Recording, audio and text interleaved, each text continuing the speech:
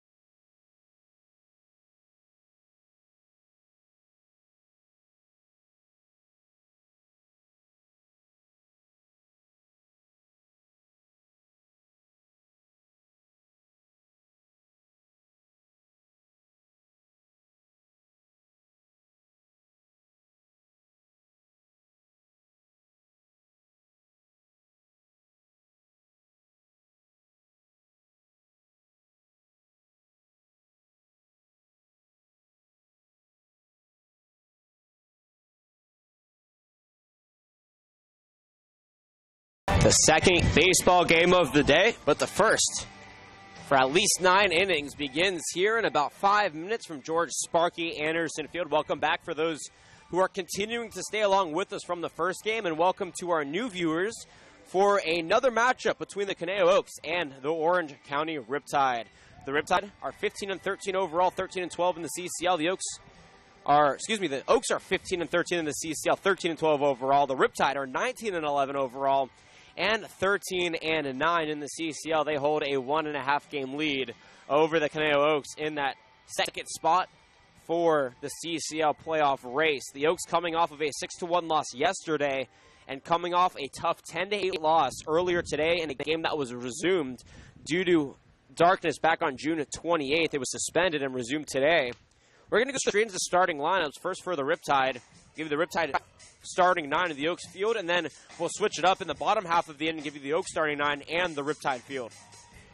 Leading off for the Riptide and playing third base from the University of Texas is Mason Hibbler. Steve Curry's behind him from Georgia Southern playing second base. Austin Soika, the speedy shortstop from Oklahoma Wesleyan, is in the third spot. The Stony Brook first baseman Brandon Alamo is cleaning up for the Riptide. Luke Bandy from Dallas Baptist University is batting fifth and playing center field.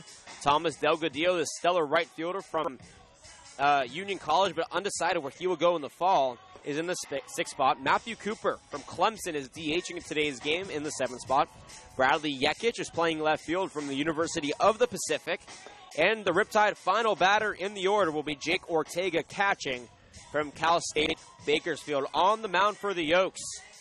Started his career at George Washington University, continue it at Ventura College, and then the University of San Diego, but will be calling Hope International University his home in the fall, Mr. Justin Friedman.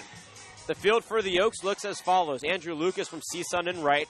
Elijah Alexander from the University of Texas Rio Grande Valley is in center. And Michael Tillman heads to Cal State LA in the fall is in left. Jordan McFarland from Arkansas is at first. Will Pickett's from Cal State Bakersfield's at second. Sam Shaken from Valparaiso is at short. The Irvine third baseman Brandon Lewis occupying his usual position, and behind the dish, one of the best defensive catchers in the CCL, Drew Sims. Jordan Brenner, as we bring you in here, my name is Jonathan Rifkin, by the way. The Oaks coming off of a tough loss yesterday in a resummation game early. Sorry about the technical difficulties, folks, but we're back with you. One out up on the board. Hibbler struck out swinging to Friedman for out number one of the ballgame. Now it's Steve Curry from Georgia Southern playing second base, stepping in. That's Friedman trying to bounce back from a rough start last week, but at his best start of the season against these Riptide, deals a fastball fouled back. That one at 90. But for Mr. Friedman, on the season. This is his 4th start and 5th appearance. He has a 2-1 record, a 5.68 ERA, but a whip at 1.47. He has 19 innings, 14 strikeouts, and only 4 walks. Curry steps back in, the 1-1, swung and a missed. 1 ball and 2 strikes. Friedman's got that 2 fastball set today. He's throwing a 4-seamer that's clocking in around 90.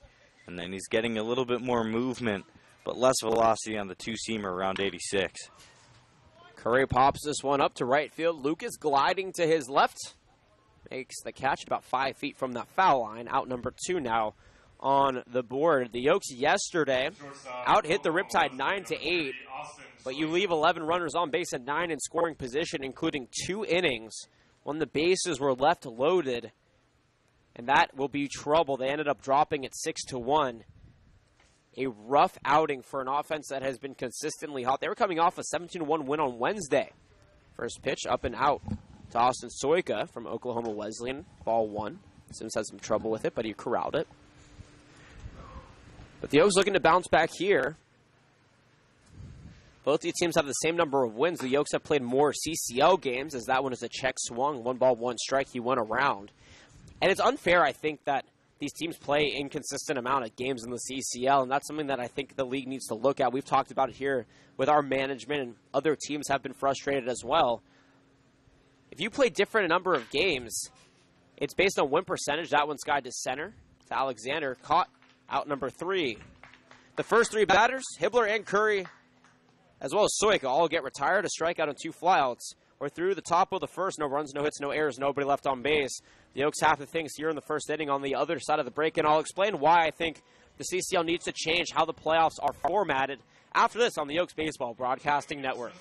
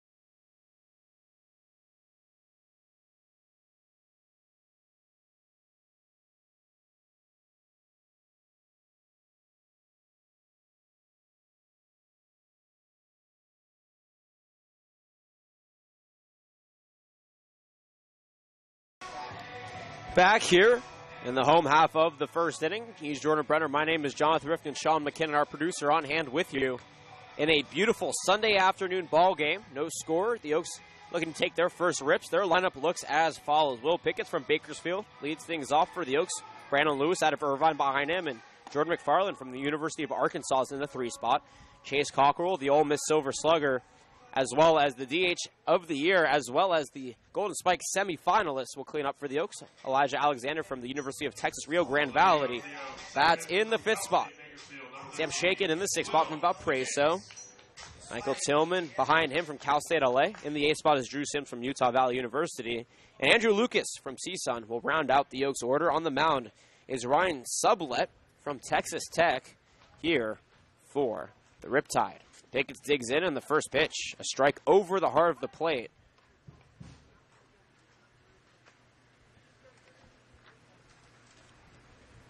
A quiet day. Sublett on the season is 0-1. That's his record. 5 2/3 innings pitched. He has a 3.18 ERA. Catches Pickett swing at a 91-mile-an-hour fastball. 0-2 here. So the man wearing the Pierce Junior College helmet, but headed to Cal State Bakersfield in the fall. And that's not just 91. That's 91 firing across your body. That is an extra tick of velocity or two from the batter's eye. The 0-2 misses outside. 1 ball, 2 strikes, and that looks very similar to earlier today in the suspended game that was resumed when the Oaks were striking out on that outside fastball. The umpiring crew has changed. The third base umpire in that game is now the home plate umpire. The 1-2 jammed, popped up and out of play. Pickett's fights off a 91 mile an hour to stay alive.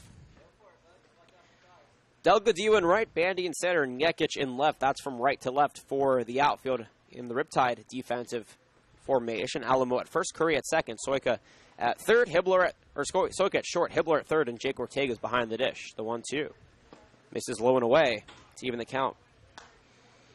Sublette joined this team late. Texas Tech was in the College World Series, though they were knocked out very early. And he ended up joining the Riptide thereafter. From Lamont, Illinois, deals the 2-2, another fastball low and away. 3 balls and 2 strikes. We've seen 5 fastballs, and all of them in the low 90s to Will Pickett's. On the season for Will Pickett's, sporting the number 13 on his back as he gets belted near that number 13. His batting average will stay the same at .232. He's now been hit 5 times. That leads the Oaks. And they get a leadoff runner on here in the first inning.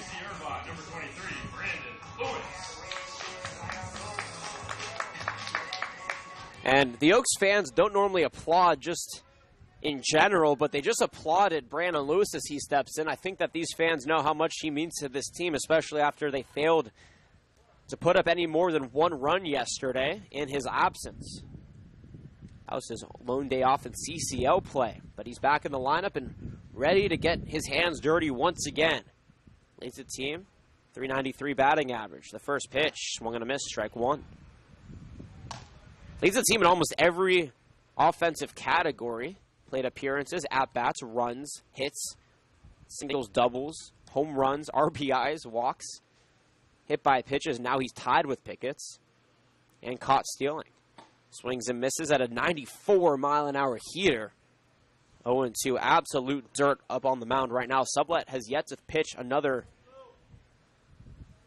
or yet to show another pitch other than his fastball, I should say.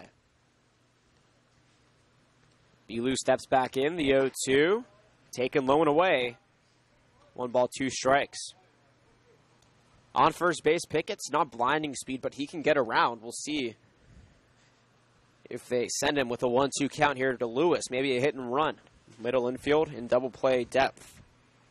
Sublette offers the 1-2 in the dirt. Good stop by Ortega.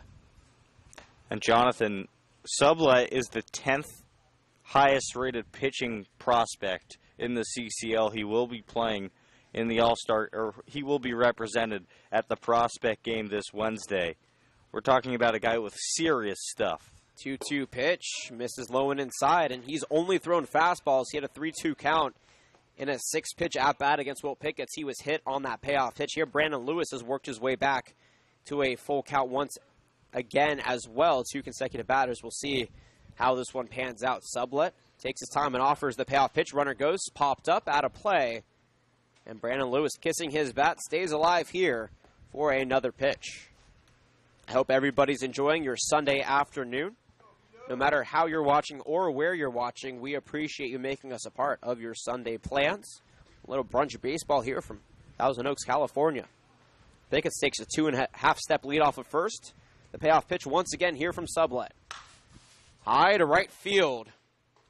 Delgadillo has the speed. He's chasing it down, and he makes the catch. What a play near the warning track for out number 1 as Pickett stays put at first base. He was a unbelievable fielder yesterday in that win. He saved so many runs, and right there showing off his resilience and speed.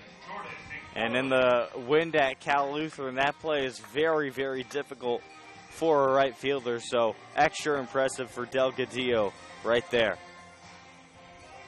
That'll bring up Jordan McFarland. And Jonathan, the Oaks are fighting very hard in these early at-bats, and when you have somebody as talented as Sublette on the mound, It's a good way to tire him out and experience his stuff early in this ball game. Runner goes. The pitch is a strike. The throw is well into center field. Pickett is going to think about legging it up, but puts on the brakes. Bandy quickly cutting off that throw. That'll be an error on Jake Ortega. The first error of the game allows, well, Pickett, though, I think he still would have been in there. He got a great jump. Runner in scoring position, 1 out. Is that not considered a stolen base? It is not, because it was an overthrow, unfortunately. I think he would have had that bag even. He had it in the bag in the bag. That's funny. It's too early for some dad jokes, I think. Runner on second, 1 out. The 0-1 to McFarland. Swung on and missed. That one at 88. I guess you can call it an off-speeder for Sublette standards. That was the slowest pitch we've seen from him all day. And how about McFarland taking the lead in average for the Oaks? Still hitting .405. He does have 100 less plate appearances than Brandon Lewis, but in those 37 at-bats, he has been unbelievable. Fastball upstairs, 1 ball and 2 strikes. McFarland batted .294 this past season for Arkansas in over 45 games. He had a couple of at-bats in the College World Series as well. And he is turning this team into an offensive showcase with his offensive ability. Takes a fastball inside for ball 2. And he was supposed to play in the Cape Cod League, but made the move over to the CCL. The second Cape Cod player to come to the Oaks, Justin Friedman, the starting pitcher for the Oaks today, was the other one. 2-2. Half-hearted swing over to third. Hibbler over to first. Out number 2 is on the board as Pickett stays put at second base. Hibbler did a great job not getting phased by Pickett, looking him back, and throwing out McFarland, who has some very good speed out of the box. Designated hitter from Ole Miss, number 35, Chase Cockrell. So I was talking about in the top half of the inning, and I actually kind of forgot about how the CCL is interesting in the way that it schedules, or the playoff format, I should say, and how some of these teams schedule their seasons, because every team plays a different number of CCL games, and you ask how that's fair. Well, it's not really, as Chase Cockrell digs in here. First pitch is outside for ball 1. The Oaks have played 4 more games than the Orange County Riptide in the CCL, and they're going to finish off playing 3 more games in CCL play. That means if the Oaks have the same amount of wins but more losses than the Riptide will have the advantage because their win percentage is higher. 1-0 pitch is a swing and a miss. Strike 1. 1 ball and 1 strike to Chase Cockrell. And that makes things interesting because you have a team up in Healdsburg who plays a lot of interleague games because they're the only team up north. They play a lot less games, number of games, I should say, than the Oaks and the Riptide. That pitch inside, 2 balls and a strike. And you look at a team like the Blues, they play the same number of CCL games as the Oaks, and the Oaks and the Blues play the most CCL games in the CCL. The Cats have 1 fewer game, or 1 less game than the Oaks, but I think something needs to change here in the future. 2-1 pitch up and in, 3 balls and a strike. And we've seen that happen. Last year, the Oaks had the advantage over the slow Blues for that 4th and final playoff spot. They had the tiebreaker. The Oaks played 3 more games than the Blues, and they were complaining that they were not given a fair opportunity because they played fewer CCL games. 3-1. Inside ball 4, and Chase Cockrell draws a 5-pitch, 2-out walk, and the Oaks have runners on first and second, with the big bat of Elijah Alexander digging in. But for right now, the playoff format is what it is. And at the end of the day, both these teams will likely be represented in it. It's just who will be the 4th seed, who will be the 3rd seed, and who will be the 2nd seed. The Santa Barbara Foresters have officially locked up the 1st seed and the best record in the CCL. Big at-bat for Alexander. It's time to get on top for the Oaks. First pitch, skied high to right center field. Does it have enough? No, as Delgadillo, towing the warning track, makes the catch. Allowed out number 3. Ends the 1st inning. The Oaks strand 2 runners. A hit by a pitch by Pickett and a walk by Cockrell, but they couldn't bring him around. No runs, no hits, no errors. 2 stranded on base. We're through 1 full, no score, no runs, no hits, and 1 error on the Oaks side. Nothing on the Riptide side. Middle of the order when we come back for Orange County on the Oaks Baseball Broadcasting Network.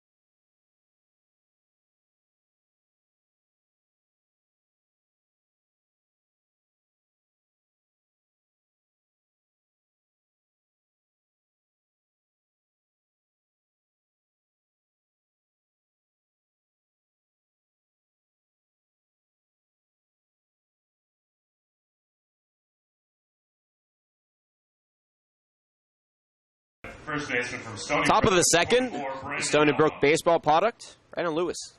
Wow, Brandon Alamo, my mistake. Leads things off here. Brandon Lewis on third base for the Oaks. He does not go to Stony Brook. He goes to Irvine. But Brandon Alamo steps in and dribbles one over to first. McFarland over to Friedman on the 3-1 putout. Out number one up on the board with one pitch. Under Friedman belt here in the second inning, no score. That's why you do your PFPs, Jonathan. That play, you spend so much time practicing that in training for the season and practicing before the games. So when you get to the game and you get a play like that, you make it look easy, just like McFarland and Friedman did right there. Luke Bandy stepping in from Dallas Baptist. The first pitch to him is low for ball one. Yesterday was Bastille Day in France. Today was World Cup Day in France. France had a lot to celebrate. Yesterday was also 1-0 pitch outside of ball two. The national, I'm forgetting what yesterday, what was the? Macaroni and Cheese Day. Thank you. So today is actually two national holidays. One a little bit more prevalent than the other. The first one is National Pet Fire Safety Day. The 2-0 pitch comes in, slapped up the middle, and into center field. Bandy is on with a one-out single, the first hit of the ballgame on either side. Friedman gives up his first hit of the ballgame. Runner on first, nobody, or one out, and Thomas Delgadillo stepping in. But Midfielder number 32, Thomas. obviously for many of us, pets are our precious asset, and they decided that July 15th would be National Pet Fire Safety Day. Why? Well, did you know that over 1,000 house fires are caused in the United States each year by pets? Nearly 360,000 house fires occur in the United States, and you're talking about, as the first pitch runs outside the Delgadillo for ball one, you're talking about a quarter of those are started by pets. Hey, Jonathan, have you ever thought about narrating PSAs? I have not. I think you'd be good at it. 1-0, up and in, 2-0. I would try right now, but I'm struggling to think of what to say off the top of my head. But there is actually a plan that the National Board of Pet Safety wants you to implement on July 15th, and it's 3 steps. The 2-0 misses, the throw as the runner goes in time, and what a play from Sims to Shaken to throw out Bandy and put out number 2 up on the board. Sims is deadly from behind the plate. I think it was a mistake to test him. Oh, my goodness. What a throw by Sims. He was all the way up out of his crouch before the ball got there. He read the play beautifully and was in perfect position to throw out the runner. And he got Bandy by quite a few steps. 3-0 pitch outside to Delgadillo, and he walks on 4 pitches. 2-out walk. Puts Delgadillo, who was a lot of speed over there at first, though. So did Bandy, and Bandy got thrown out. We'll see with 2 outs what the move is here as Matthew Cooper from Clemson steps in. But the 3 steps that the National Board of Pet Safety wants you to be aware of here on July 15th, which is, as I mentioned, National Pet Fire Safety Day. Number 1 is get a useful decoration. As the first pitch from Friedman is offered. Outside ball 1, Cooper didn't have to think about that one. That was a 93, though, which is the fastest pitch of the day for Friedman. Get a useful decoration is number 1 on July 15th. Get a free pet fire safety window cling at your local volunteer firehouse. First responders will see this and know to look for pets inside should a fire happen. As the 6th straight pitch misses outside for a ball, 2-0 the count. Friedman having some trouble finding the strike zone here. Solis is going to come out and talk after Sims was at the mound. He's going to return to the mound. Step number 2 is share it to save lives. Use the hashtag #PetFireSafetyDay to post on social media and raise awareness to friends and family about the day and ways that you can keep your pets safe from fires. And number 3 is have a fire drill for friends with kids and families with kids. This is a very important tradition. Discuss with your family what the evacuation plan is. I wouldn't necessarily say it's a vacation. Maybe take a vacation if you have to evacuate, but designate someone as the pet safety person in your family. That's step number 3.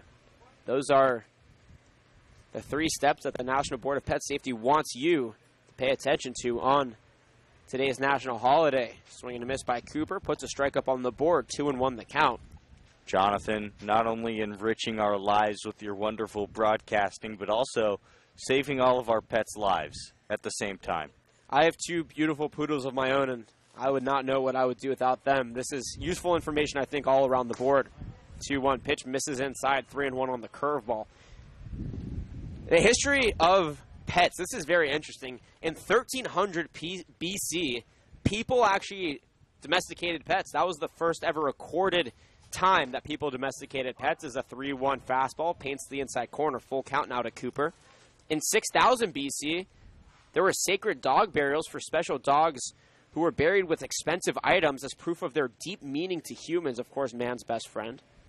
And then in 1988, emotional support for animals was offered as the 3-2 as a grounder over to Shaken. He'll field it over to first and beat Cooper for out number 3.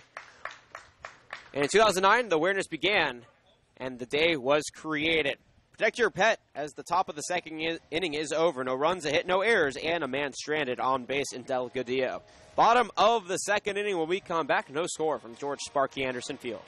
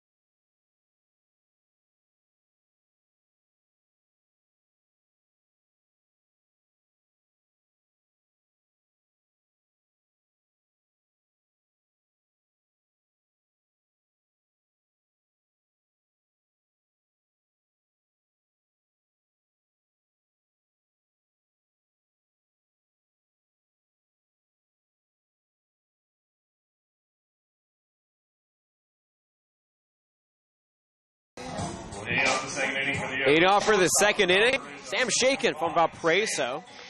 Dukes have him, Michael Tillman, Andrew Sims, a 3-up in the inning. No score. Welcome back, everybody, on a lovely Sunday afternoon for some CCL baseball. The season beginning to wind down, but the playoff race really heating up. The Oaks are a game and a half back of the second spot and a half game back of the third spot. They win today. They will be in that third spot. First pitch, upstairs, ball 1. To Sam Shaken. Ryan Sublett back on the mound, has yet to give up a hit in one inning of work so far. Top half of the inning, we talked about how today was National Pet Fire Safety Day. But I think there's a more prevalent holiday, as obviously that is still important to be aware of, as that pitch has popped up behind the plate, making a run for Ortega, but he lets it drop. 1-1 strike, and we've seen catchers time and time again struggle behind the dish, corralling pop-ups, and it's hard here with the sunny day and all the real estate and the wind. The element's really working against you as a catcher. The other day of prevalent, or the other national prevalent holiday here today on July 15, 2018 in the United States, perhaps a little bit on the lighter side of things, is National Ice Cream Day. Not lighter for me. I get heavier. Yeah, you get heavier, right?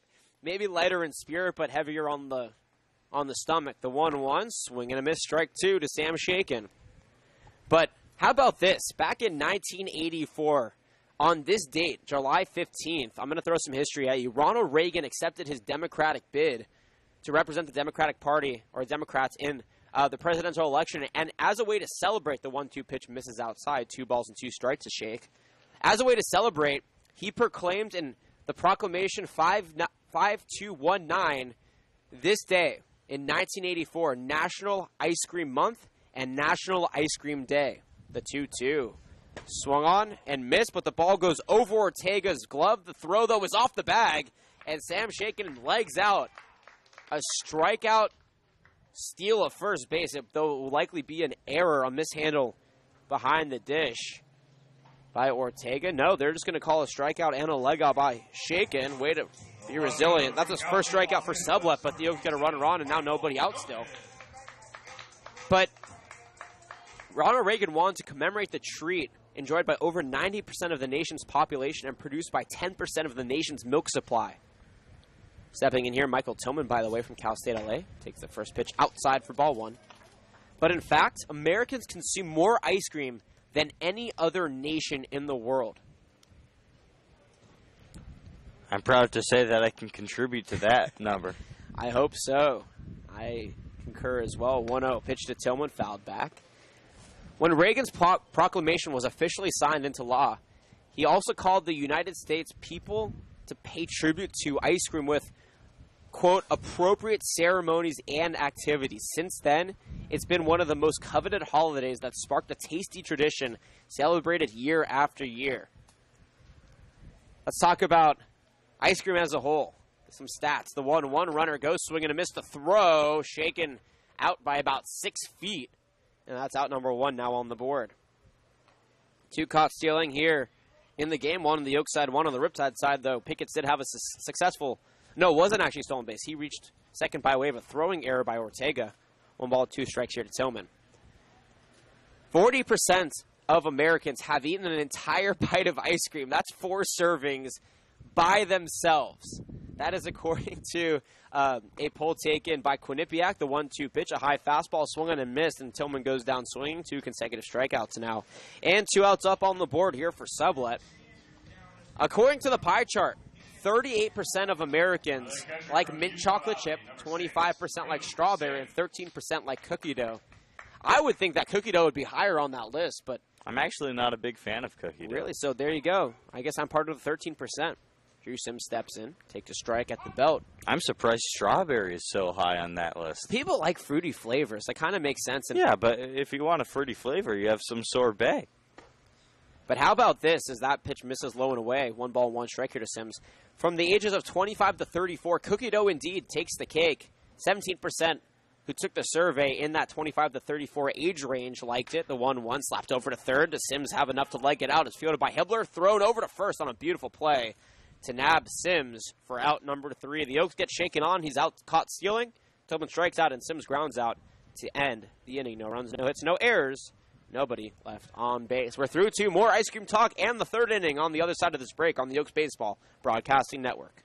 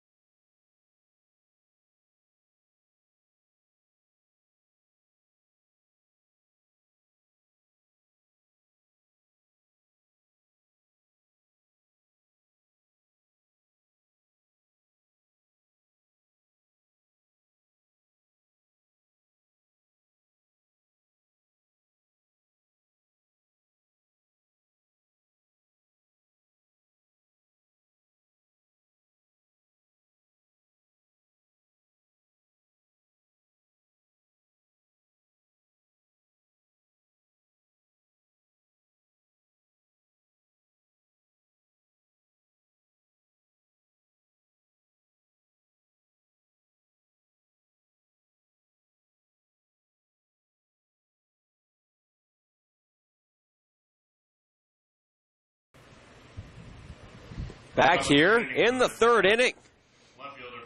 Bradley Yekic, Jake Ortega, and Mason Hiller, the 8-9-1 hitters, due up here for the Riptide. The Oaks and the Riptide duking it out for the final time this season. The Riptide have a 2-1 season lead in the series. The first pitch from Friedman to the lefty from Pacific is in the dirt for ball 1. We're talking about ice cream. I want to continue that talk. It is National Ice Cream. Everybody's celebrating accordingly. The different demographics, age demographics, have different likes, and it's very interesting. The 1-0 offering, a strike at the knees, 1 ball and 1 strike now to Bradley Yekic. From 14 to 17, Mick Chocolate Chip is the favorite ice cream. From 18 to 24, Cookies and Cream is the favorite ice cream in this Quinnipiac poll. From the ages 24 to 34, it's Cookie Dough. That pitch paints the outside corner, 1 ball and 2 strikes From ages 35 to 44, chocolate, and from 45 up, Strawberry. chocolate still. Oh, Strawberry is not even a list. It's mint chocolate chip at 12%, vanilla at 12%, and chocolate at 17% for those who participate at 45 and older. Fastball misses outside. 1 ball, actually no, 2 balls and 2 strikes now. But our question of the day, what is your favorite ice cream? If you participate after the 5th inning, we will randomly select one of our participants, as that one is a 1-hopper back to the mound. A foot race is not in time. I'm not exactly sure what McFarland was thinking going over to where Friedman, that was obviously Friedman's ball, and he fielded it very nicely, but that is an infield single for Matthew Cooper on what should have been an easy out. 1 on, nobody away for Jake Ortega. What is your favorite ice cream? My personal favorite is Rocky Road. I can't go wrong with that. I know, Jordan, you said raspberry chocolate chip from Trader Joe's. God, I'm muting your mic. Very delicious. It's fantastic. All right, if you can beat that, you already get a raffle ticket. 1 on, nobody away. First pitch is a strike to Ortega. Sean, what's yours? Mocha Alma Fudge. I like that. All right, we got Rocky Road. We got some I don't even want to repeat on the air. Raspberry chocolate chip. Those word combinations are not in my vocabulary. Freeman offers the 0-1. This is outside to even the count. I also like... What conventional flavors do you like? Frappuccino chip. That is not conventional. I love coffee. I don't like coffee ice cream. But what is your favorite ice cream here on National Ice Cream Day? Tell us in the YouTube live chat for a chance to win a free Oaks raffle ticket to win some cool Anaheim Angels stuff. That one smacked down the right field line, but out of play. 1 ball and a strike now. Jake Ortega calls Cal State Bakersfield his home. The man playing second base for the Oaks, Will Picketts, will be attending that university with him in the fall. The Roadrunners moving very soon from the West Coast Conference to the Big West. That'll be quite a transition for them, and Cal Baptist is actually going to take their place moving from the Pac West in Division II. Here comes the 1-2 from Friedman. Grounder over to second. Picketts able to track that one down in the outfield and deals that ball to first base to gun out Ortega. Yekic moves over to second base on the 4-3 put-up, but what a great play by Picketts on the move. Able to corral it and make the easy out. Runner on second, 1 away. What is your favorite ice cream? Let us know in the YouTube live chat. You're on National Ice Cream Day. Also, National Pet Fire Safety Day. All very important days to celebrate. One for safety purposes and one for enjoyment purposes. Mason Hibbler steps back in and fouls off the first pitch for strike 1. He's 0 for 1 with a strikeout back in the first inning. The low strikeout for Friedman on the day. From the University of Texas, wearing those burnt orange and white cleats with the Longhorn logo on the heel. Waiting on deck, Steve Curry. No score here, 2 hits and 1 error for the Riptide. No runs, no hits, no errors for the Oaks. 0-1. Popped up in the shallow center field. Racing in is Alexander, and he makes the easy grab for out number 2. Talk about a guy who makes it look easy. That's not an easy play. He had to cover a lot of distance in a short period of time, and he makes it look absolutely perfect out there. Second baseman number 7, Steve Curry. Steve Curry now stepping in. He's 0 for 1 today. A fly out to right in his lone at-bat from Georgia Southern. Playing in the Conference USA. Yekic on second. He singled. Reached second on Ortega's ground out to second, and Hibbler flew out to center. That's how we've gone to where we are in the inning. First pitch. Misses low for ball 1. But regardless, feel free to tweet at us at Caneo_Oaks. He's at Jordan Brenner 31. Our producer's at McKinnon_Sean, and I'm at Johnny Riff. Or chat with us in the YouTube live chat. Friend or foe, questions, comments, concerns. We'd love to hear from our viewers. Fastball in the dirt, 1 ball and a strike.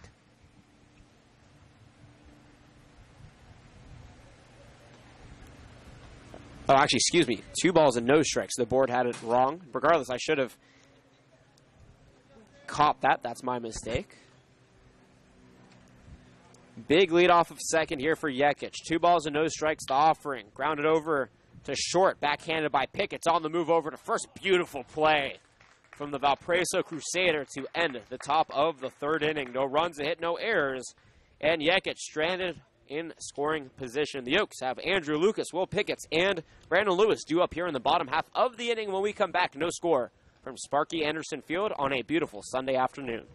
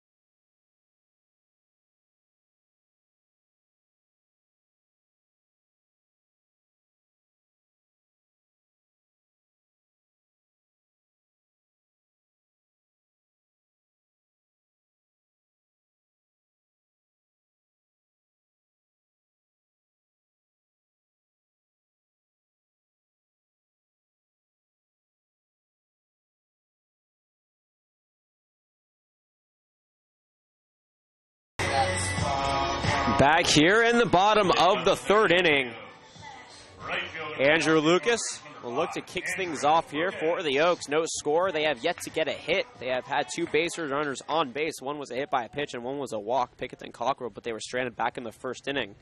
Suttle has 2 strikeouts and a walk under his belt, and a look to deal to the Ventura County High School Player of the Year. First pitch popped up well behind home plate and not a play behind us for strike 1. That ball was really high because it just came down. Talk about a guy with a lot of power. The Oaks lost in the suspended game earlier today. 0-1 pitch slapped over to third. 3 hops dealt by Hibbler over to first easily. Lucas lost his helmet halfway down the baseline. He was really trying to beat out that throw, but nonetheless, a 5-3 putout puts him back to the bench and out number 1 up on the board. Order turns over now for Will Picketts. He's 0 for 0 today. He was hit by a pitch. Continues to find ways to manufacture base runners for this team, even if he doesn't have to get a hit. Very high baseball IQ. That comes by way of Bill Picketts. First pitch, bunt shown, gets it down, but it's fouled back for strike 1. We've only seen 1 off-speeder by Suttle, and that was at 84. He's been throwing basically all fastballs to this team. And the Oaks have yet to pick up on it. They're normally very good at hitting fastballs, especially by really good pitchers. But going back to Tuesday's game, and Tanner Bibby, the starter for the Foresters, he also threw very fast, and the Oaks couldn't hit him.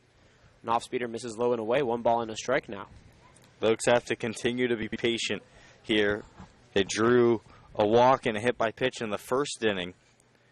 But they have to continue to do so because you're not going to string together too many hits against Subla, a guy with fantastic stuff. 1-1 pitch, another off-speeder. Bounces in the dirt, and after only 1 off-speed pitch through the first 2 innings, he's already thrown 2 in that at-bat, and both have missed. Perhaps he likes to lay off those off-speed pitches because his fastball is just so effective.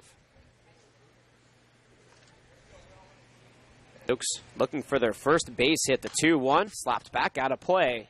Picketts now has an even count up on the board, 2 balls and 2 strikes. Wind really picking up out to right field right now. 13-mile-an-hour gusts. Really unbeneficial to right-handed batters. And also unbeneficial to right fielders if one's hit out there because that ball can really carry. Call it the jet stream, the 2-2, up and away. Ball 3 here to Picketts.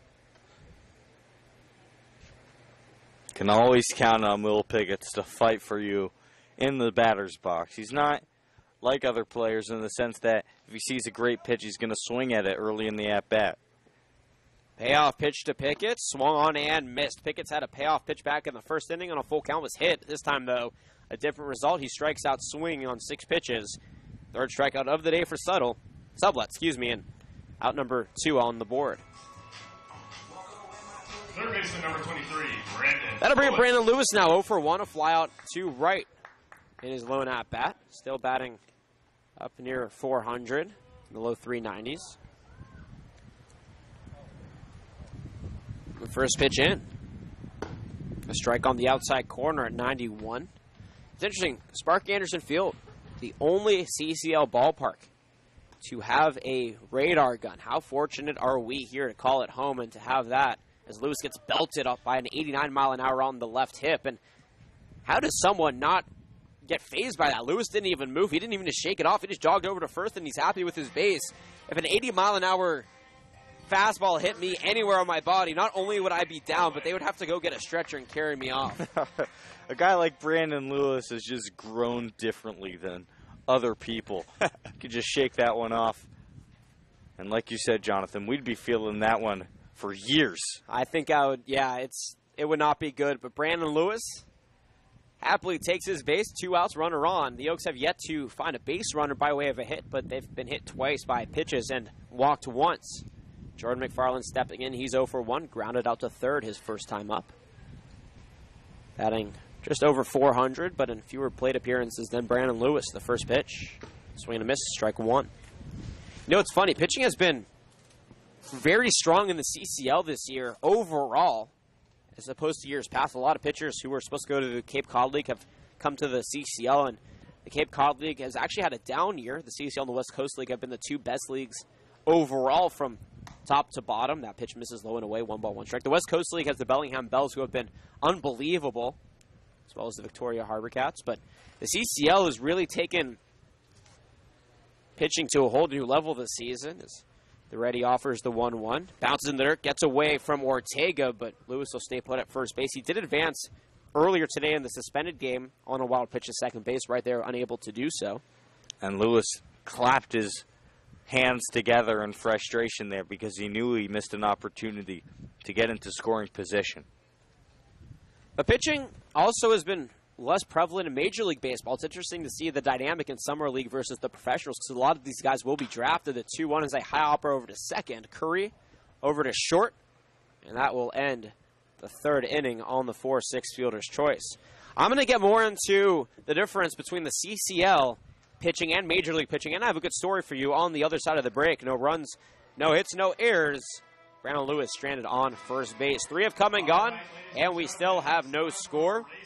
We'll be right back for the 4th inning here on the Oaks Baseball Broadcasting Network.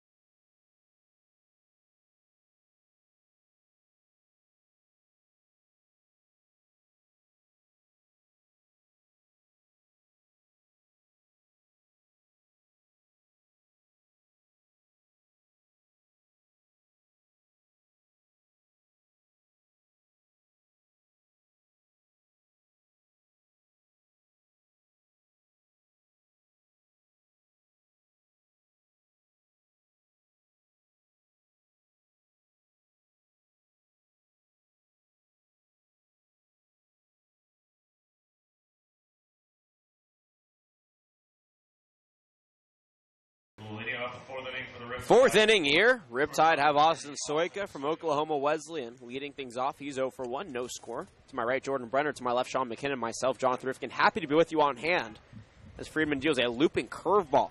And there for strike 1. We left off talking about the pitching difference in the CCL versus Major League Baseball. CCL very heavy in pitching, and it's really been dominating for the most part, as that is a fastball in the outside corner for strike 2 to Soika. This guy on the mound, Justin Friedman, was originally on the Orleans Firebirds in the Cape Cod League and made the move over to the CCL. The 0-2. Half-hearted swing. Did he go? No. That ball's in the dirt. 1-2 now. And in Major League Baseball, pitching's having a down season overall. Offense, especially in the AL, is up, and it obviously is cyclical. Pitching has its up years and its down years. But back in 1904, there was a pitcher that actually had more wins than an entire team in a season. The 1-2 pitch swung and missed. Strike 3. Soika goes down on 4 pitches. And Friedman tallies his second strikeout of the ball game. Brandon Alamo stepping in here in the cleanup spot. In 1904, the Washington Senators went 38-113. There was a pitcher, Jack Chesbrough, who pitched for the New York Highlanders, who won 41 ball games. He won 3 more games than the Washington Senators as a team did back in 1904. The first pitch is low to Alamo, ball 1. And it's just amazing to comprehend that there was somebody who could outwin a baseball team. That's almost like Kobe Bryant outscoring the Raptors in a ball game, which he didn't do, obviously, in the 81-point game, but he was very close to it. By the way, a fastball just missed outside for ball 2 to Alamo. But to think that a pitcher had 41 wins, first of all, 41 wins is a feat in itself, as a fastball at the knees catches the corner. Strike 1, 2-1 the count. But to be able to put up 41 wins and outwin another team, that's pretty phenomenal.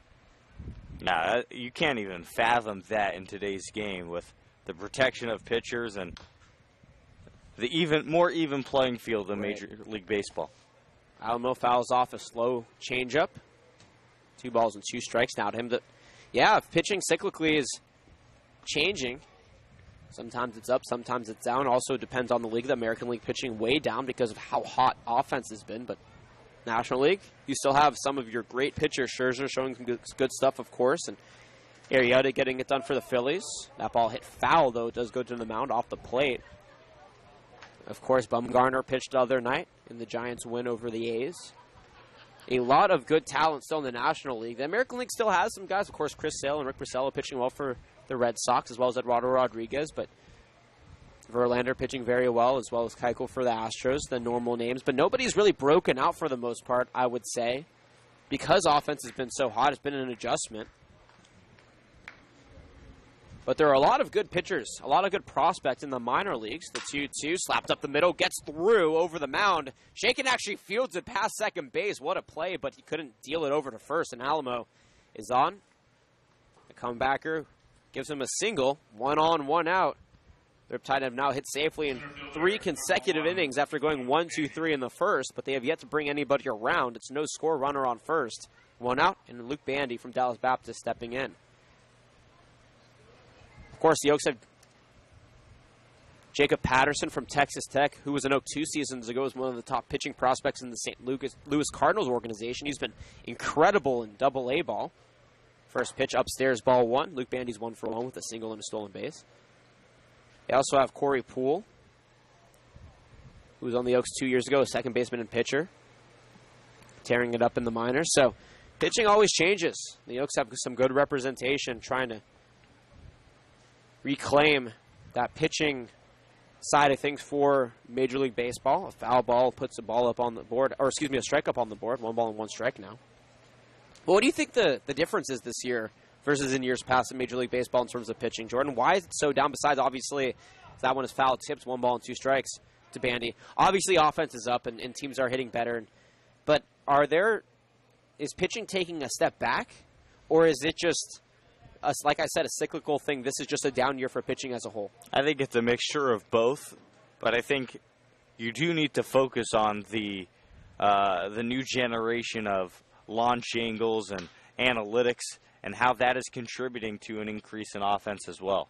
1 ball and 2 strikes. The fastball was fouled off, and we'll do it again at 1 ball and 2 strikes. But you're absolutely right. Of course, analytics has become a big part in sports. Of course, football tests release time and power from quarterbacks as well as speeds to route running for wide receivers, and they judge how much weight a blocker can put on before having to be pushed backwards.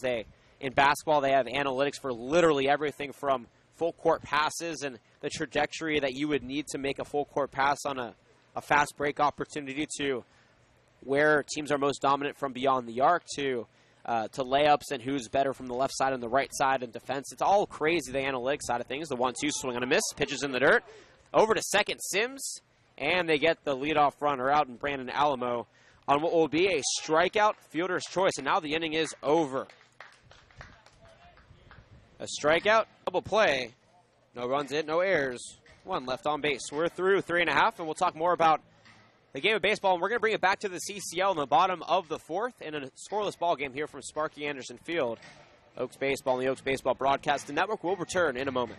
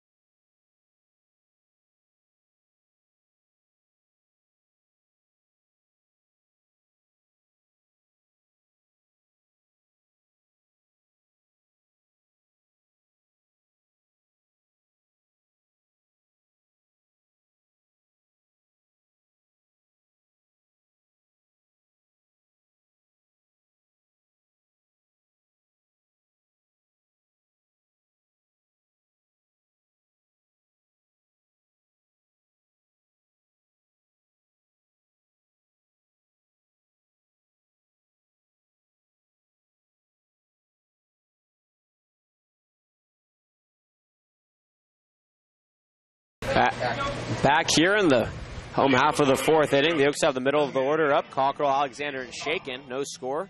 The Oaks have yet to get a hit through the first 3 innings. They'll look to change that here. They've been on base 3 times, 2 hit by pitchers and 1 walk. New pitcher on the mound is Colin Townsend coming in for Ryan Sublett. The first pitch, a strike on the outside corner. A little bit of velocity difference. That fastball at 84. Sublett's fastball is at 94. Sublett won 3 innings, gave him no hits, no runs, hit 2 batters, walked 1, and had 3 strikeouts. Chase Cockrell 0 for 0 with a walk. Foul tips that one back, 0-2. And we were talking, Jordan, about the pitching dynamics in Major League Baseball and how analytics has played a part in all sports, especially in baseball and football and basketball, and how the CCL is actually having a big upswing in pitching this season, the 0-2, in the dirt, ball 1. And in my 3rd year now in the CCL, I have not seen pitching as amazing as it is this season here in the CCL. And you know, you look at the pitching prospect list that the CCL released a couple of days ago. Caleb Sloan from TCU on the Santa Barbara Foresters is the #1 pitcher, and he is just unbelievable. You talk about a guy who could throw a curveball in the mid-70s and a fastball in the mid-90s. 1-2. Bounces in the dirt. 2 balls and 2 strikes now to Cockrell. Jackson Wolf, of course, from the Foresters, and Michael Hobbs, the top 3, all on the Foresters have been incredible. But you look at Ryan Shreve on Healdsburg Prune Packers. He started against the Oaks in the 11-2 win that the Packers had. 2-2 to Cockrell. Jammed him but popped out of play. Count remains the same.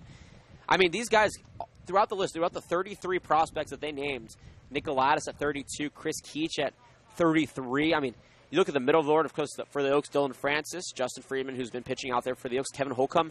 These guys are all amazing pitchers, the 2-2, with bright futures. And there are a lot of arms that are left off of this list. Of course, Angus Denton for the Oaks, the star closer. I would argue as well, Nick Rinkov, who's been pitching better. He's going to be a future contender for the prospect game if he rejoins the CCL. And on other teams, you know, the Riptide have a great pitching staff, the 2-2 upstairs, ball 3. And I've never seen this amount of great pitching in the CCL. You know, normally it's the Foresters, the Oaks, and from time to time, you know, the Barons will have one. A couple years ago, they had a great pitching staff. The payoff pitcher to Cockrell is outside. He skies it way out of play, though. Won't do it again. But, I mean, you talk about just unparalleled pitching this season. And I think that's made it harder. I mean, the Oaks have an amazing offense. The Foresters have a great offense. Every team has great offenses, but it's really the team with the best pitchers now are the best contenders. Payoff pitch. Swing and a miss. Beautiful changeup. Caught Cockrell out ahead for strike 3 and out number 1 here in the 4th inning. Cockrell doesn't seem like himself out there. Way out in front of that changeup, and that's usually a pitch that he would crush. A changeup that was hanging up in the zone. If Cockrell is going right, that ball would be in the seats. Cockrell went 0 for 3 yesterday with a walk and 2 strikeouts. So far, a walk and 1 strikeout. He has been uncharacteristically sluggish, if you will. Swing and a miss by Elijah Alexander for strike 1. He's 0 for 1 today with a fly out to right. The 0-1 in the dirt evens the count, and I think the pitching also has made it harder for some of these great bats to adjust. Of course, Sam Shaken last year batted over 300 in the CCL, currently in the 260s. He batted 284 at Valparaiso in over 55 games. The 1-1 up the middle and into the center field for a single. 1 out base knock puts Alexander on the board for his first single of the game. The Oaks, through the first 4 innings, finally tally their first base hits. They have 1 to the Riptide 3, but no score here. And the fastest man recorded from home to first in the CCL, now at first base, in Elijah Alexander. And finally, the no-hitter is no more. The Oaks, they can get that monkey off their bat and now focus on getting runners over and ultimately in to score runs. Here into the second hour of play, or I guess through the first hour of play.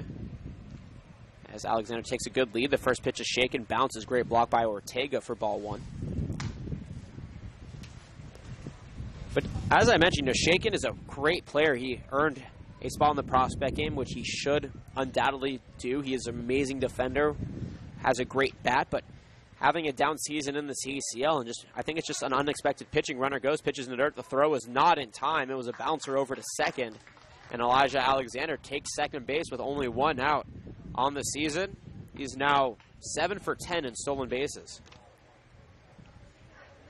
And Alexander has progressively improved on his jumps from first base. Early in the season, we saw some questionable stolen base attempts where he would be thrown out by quite a bit, but he's clearly getting better on the timing aspect of stealing bases, and that's paying off big time for the Oaks. Change up in the dirt, shaken wisely, held back, ball 3. He's now very well ahead in the count. Wind really picking up. I think you can hear it a little bit as it shifts now towards that right field foul pole. It was blowing to right center field when we started this game and shifted over to right field, now over to that foul pole, so directly to our right. 3-0 pitch taken at the knees for strike 1. But you're absolutely right. And at the end of the day, I think this team is very resilient and they can adjust to these great pitchers. In the playoffs, though, you're going to see a lot of incredible prospects. 3-1 in. Slapped over. Past the diving glove of Soika in the left field, and Alexander advances to third base. Shaken. Strings together another single. The Oaks go back-to-back in that category. They have runners at the corners with only 1 out. And now Michael Tillman stepping in, and the Oaks have a runner 90 feet away from scoring the first run of the ball game. A big spot, a double play here is there will be a meeting on the mound. Could end the inning, but a fly ball to center field, and even a blooper could score Elijah Alexander. You talk about a guy with speed and who gets great jumps. If you want the first run up on the board and you need somebody to get it, Elijah Alexander is that guy. Timely Michael Tillman, the right time for him to be hitting. Whenever he gets up there in big spots, it seems like he delivers. Jordan Brenner to my right. Myself, Jonathan Rifkind, happy to be along with you for a beautiful Sunday afternoon of baseball. This is the lone home game for the Oaks. They'll hit the road on Tuesday after a day off tomorrow. Be playing at Jack Hugh Robinson Field in Pasadena against the Arroyo Seco Saints. Wednesday is the prospect game. Jordan and I will be there. It'll be broadcasted on Fox, but throughout the day, Jordan Brenner and I will be interviewing Oaks prospects after they showcase their skills. That'll be live on Twitter and Periscope. Those will be really fun. So we'll give you a schedule of what that'll look like on Twitter on Tuesday. And the Oaks come back at home on Thursday.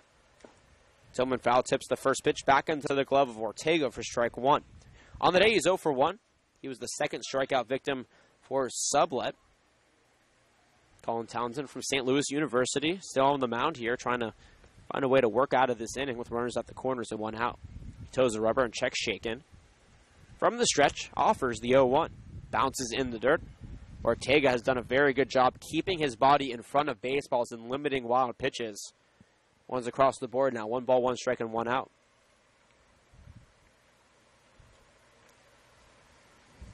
No strikeouts, no double plays. Anything else scores Alexander. Pitch in the dirt brings the count to 2-1. After Thursday's home game against the Arroyo Seco Saints, the Oaks hit what I think, and I know, Jordan, you disagree with me, my mistake. You will agree with me come next Monday, but what I think will be the toughest road stretch of the season for the Oaks. The 2-1 in. Swung on a miss for strike 2. Evens the count to Tillman. On Friday, the team goes to slow. They come back down to Thousand Oaks. Thereafter the game, they'll be back around probably midnight, maybe 1 o'clock. And then they have another bus ride to Santa Barbara the next morning, about 6 hours after they return to Cal Lutheran. They play in Santa Barbara, the 2-2 in the dirt, ball 3, full count to Tillman. On Saturday, the 2 o'clock game in Santa Barbara, the team comes back to Thousand Oaks thereafter, and then they play a 6 o'clock game the next day against the Foresters back in Santa Barbara. So they go slow, Santa Barbara, there and back all 3 times. No overnight trips. Payoff pitch, runner goes, pitches in the dirt, ball 4. Tillman walks, shaken to second. Alexander staying at third base. And now Drew Sims, who has a home run and is batting over 300 this season, will be looking for some more RBIs here and to put the Oaks on the board with the bases loaded. The catcher, number 6, Drew. A resilient at-bat for Michael Tillman. And now it's up to Drew Sims. You have to hit it hard, and it has to get in the outfield because on the ground, with Drew Sims running, it could be a double play. First pitch misses in the dirt for ball 1. Sims is 0 for 1 today. Ground out to third in his lone at-bat. The starting catcher at Utah Valley University, and the amazing one at that. They are so lucky to have a talent like him. He looks so calm out there in the batter's box. The 1-0, a strike on the outside corner, 1-1. Look at his composure. I think that no matter when he's up in the game, no matter what the situation is, he displays so much poise and so much composure. He's so calm. He almost never gets rattled. That even-keeled attitude is so important for a catcher.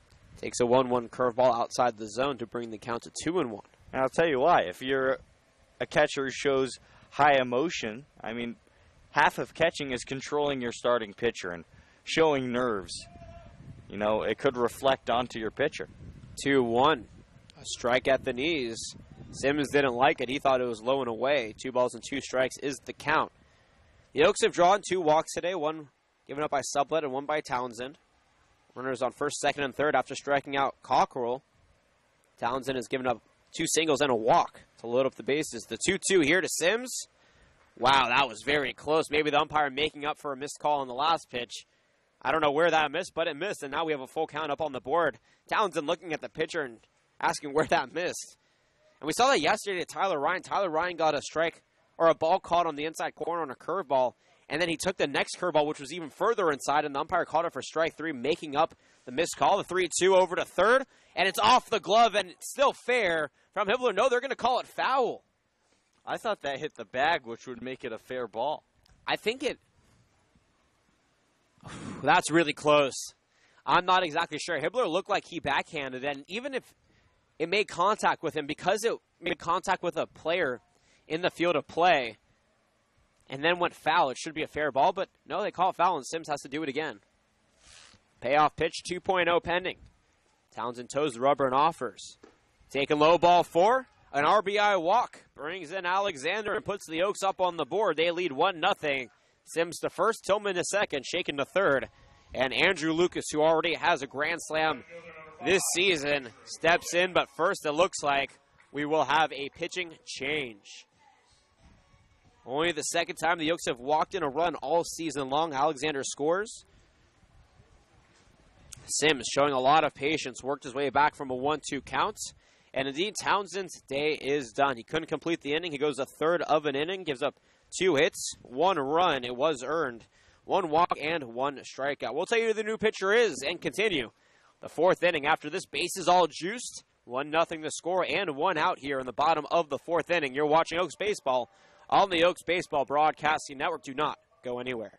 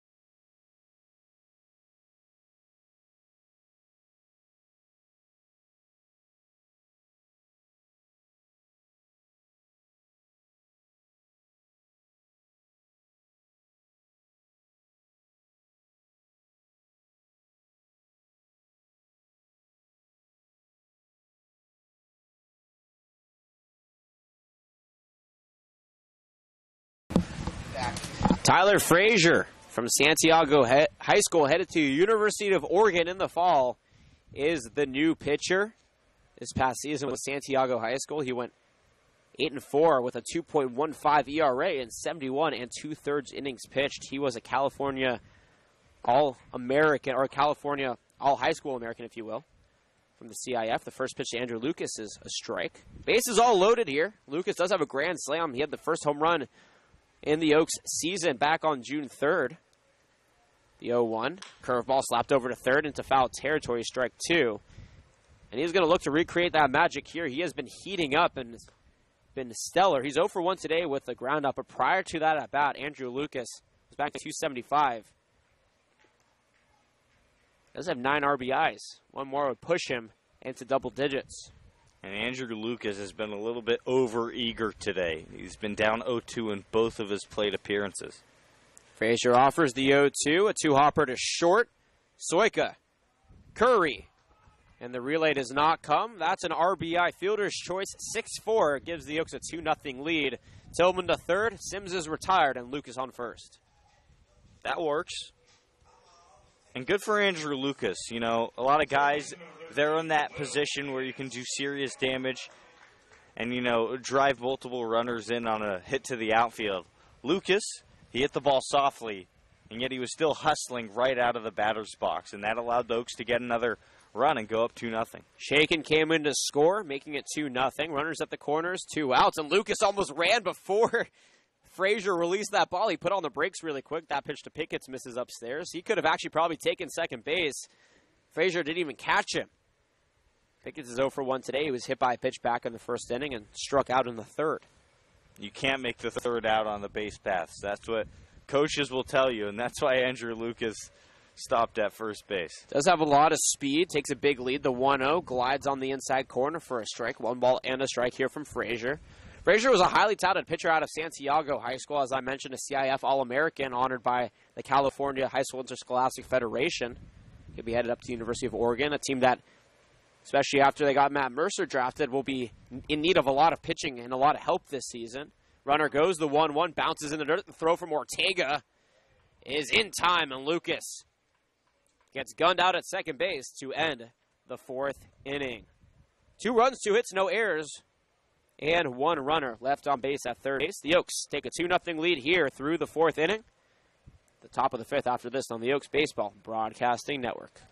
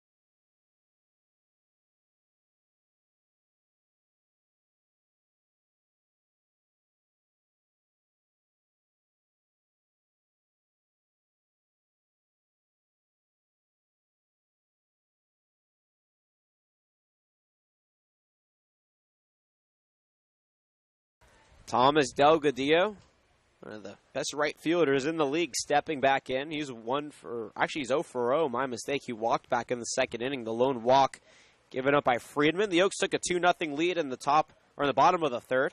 Now in the top of the fourth, they'll look to maintain that lead as the first pitch is a fastball strike on the outside corner. Friedman so far has only given up 3 hits. No runs. The Oaks have 2 hits on their side, but they've scored 2 runs. 1 error for the Riptide. That one hopper over to third. It gets off of the glove of Shaken, and he actually mishandled that a bit. We'll see if they give it an error. No, they won't. That will be an infield single here for Delgadillo. That was a tough play to make because it was behind Shaken and then took a bad bounce. How about this? After being retired 1-2-3 in the first inning, one base runner has reached base by way of a hit all 3 consecutive innings thereafter. Here comes the first pitch to the new batter, Matthew Cooper, taken for ball 1. Oaks have to be careful. Delgadillo has a lot of speed at first base, and he will not be afraid to utilize it. Heat beginning to pick up in the high 80s now as we hit almost 1:30, an hour and 20 minutes into the ball game. 1-0. High to right field. Lucas tracking it down, and it drops really foul. I mean, just really inches away from fair territory, just foul. But, wow, that was a break. That would have been extra bases and a run if that ball got down. Very close. That towed that line. I couldn't see exactly where it dropped, but I thought it was a fair ball the whole way. And that's but the Oaks catching a break right there. That's the home field advantage wind, if you will. That wind really picking up out to right field, blowing at 12 to 14 mile-an-hour gusts. And Andrew Lucas was pushed by that wind toward the ball, but the ball also was carried by the wind and out of his reach. 1-1 now to Cooper. Friedman calmly deals. Outside ball 2. Justin Freeman has a very interesting story. Started his baseball career at George Washington University. He's from the East Coast, not even from the area. He transferred to Ventura College, where he played with Elijah Alexander out in center field for a season, as well as Dylan Francis. 2-1. Half-hearted swing, pitch in the dirt. Did he go around? He did. Evens the count here. 2 balls and 2 strikes to Cooper. But after a year at Ventura College, Freeman went to the University of San Diego, where he had a pretty decent season, but decided he wanted to be more in the Los Angeles area, and now he'll attend Hope International in Anaheim in the fall. 2-2 dealt. Low for ball 3. But on top of his baseball antics, he's also a self-proclaimed health nut. You can always see him running around before games out in the outfield, running from foul pole to foul pole. He's a vegetarian, only eats vegetables and rice, and has a really strict diet. Payoff pitch, runner goes. That ball misses outside. Ball 4. Delgadillo to second. Cooper to first. Second walk given up by Friedman on the day, and they've both been drawn. Actually, no, one's been drawn by Delgadillo, who's at second, and one by Cooper, who's now at first. Nobody out, and Yekic stepping in. He's 1 for 1 with a single. And Friedman, he's so committed to this healthy lifestyle. I remember we were out in Compton for that doubleheader. You know, just a brutal wake-up. I think it was like a 6:37 a.m. bus. First pitch. This is low for ball 1.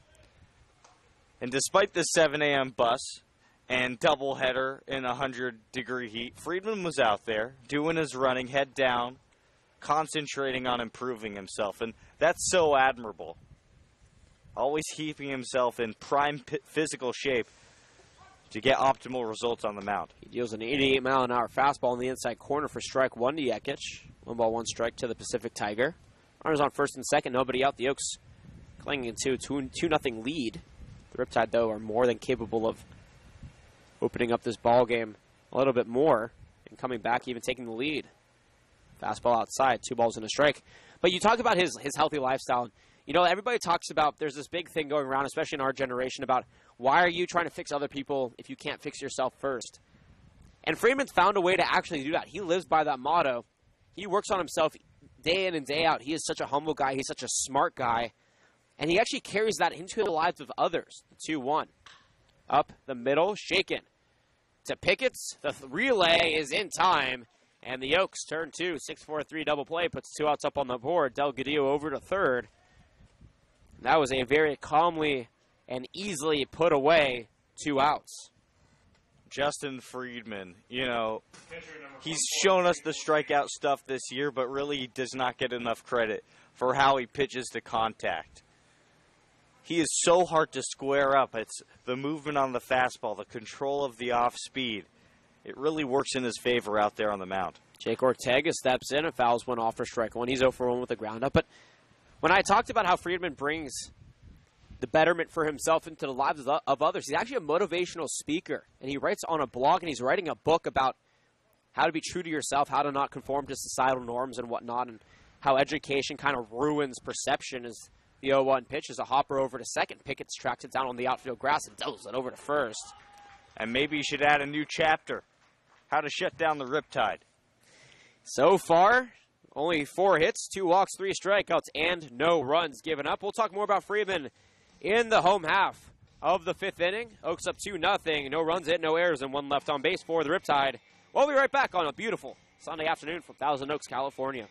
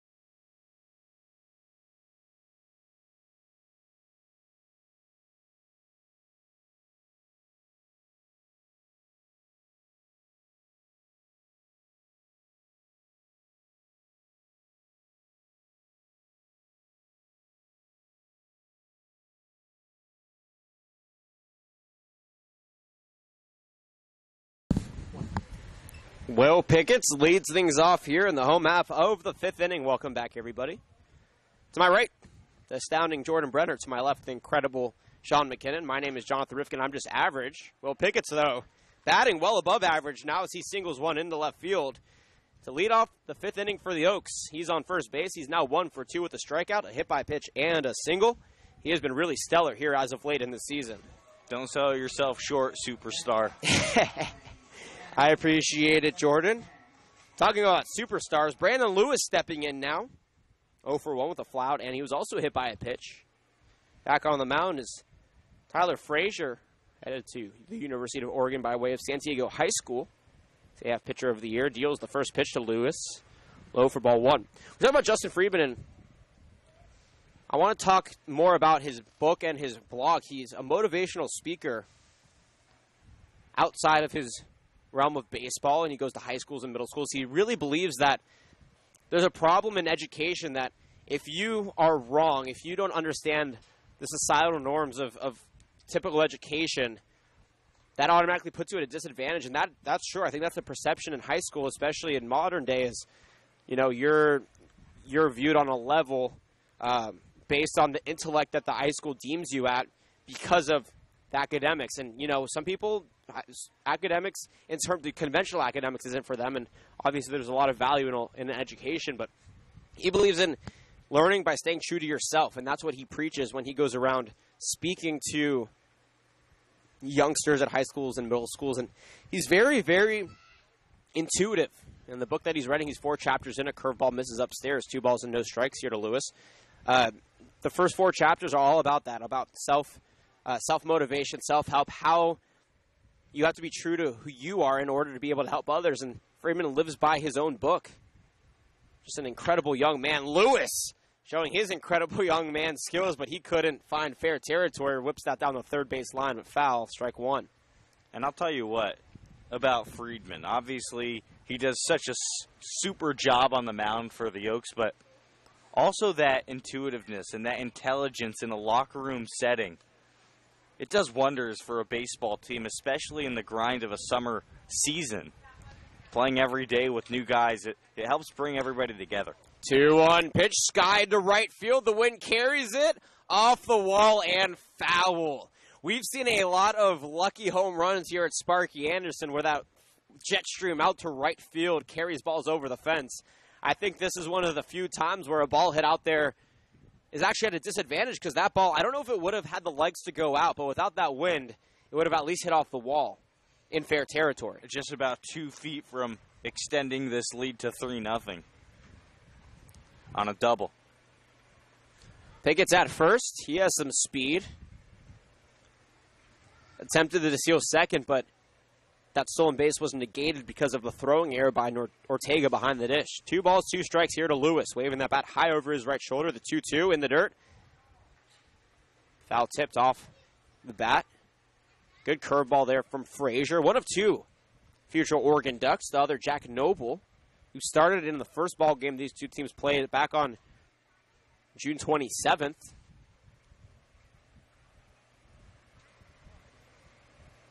He was really good in that game, and the Ducks have 2 future stars from the Riptide team. 2-2. Popped up.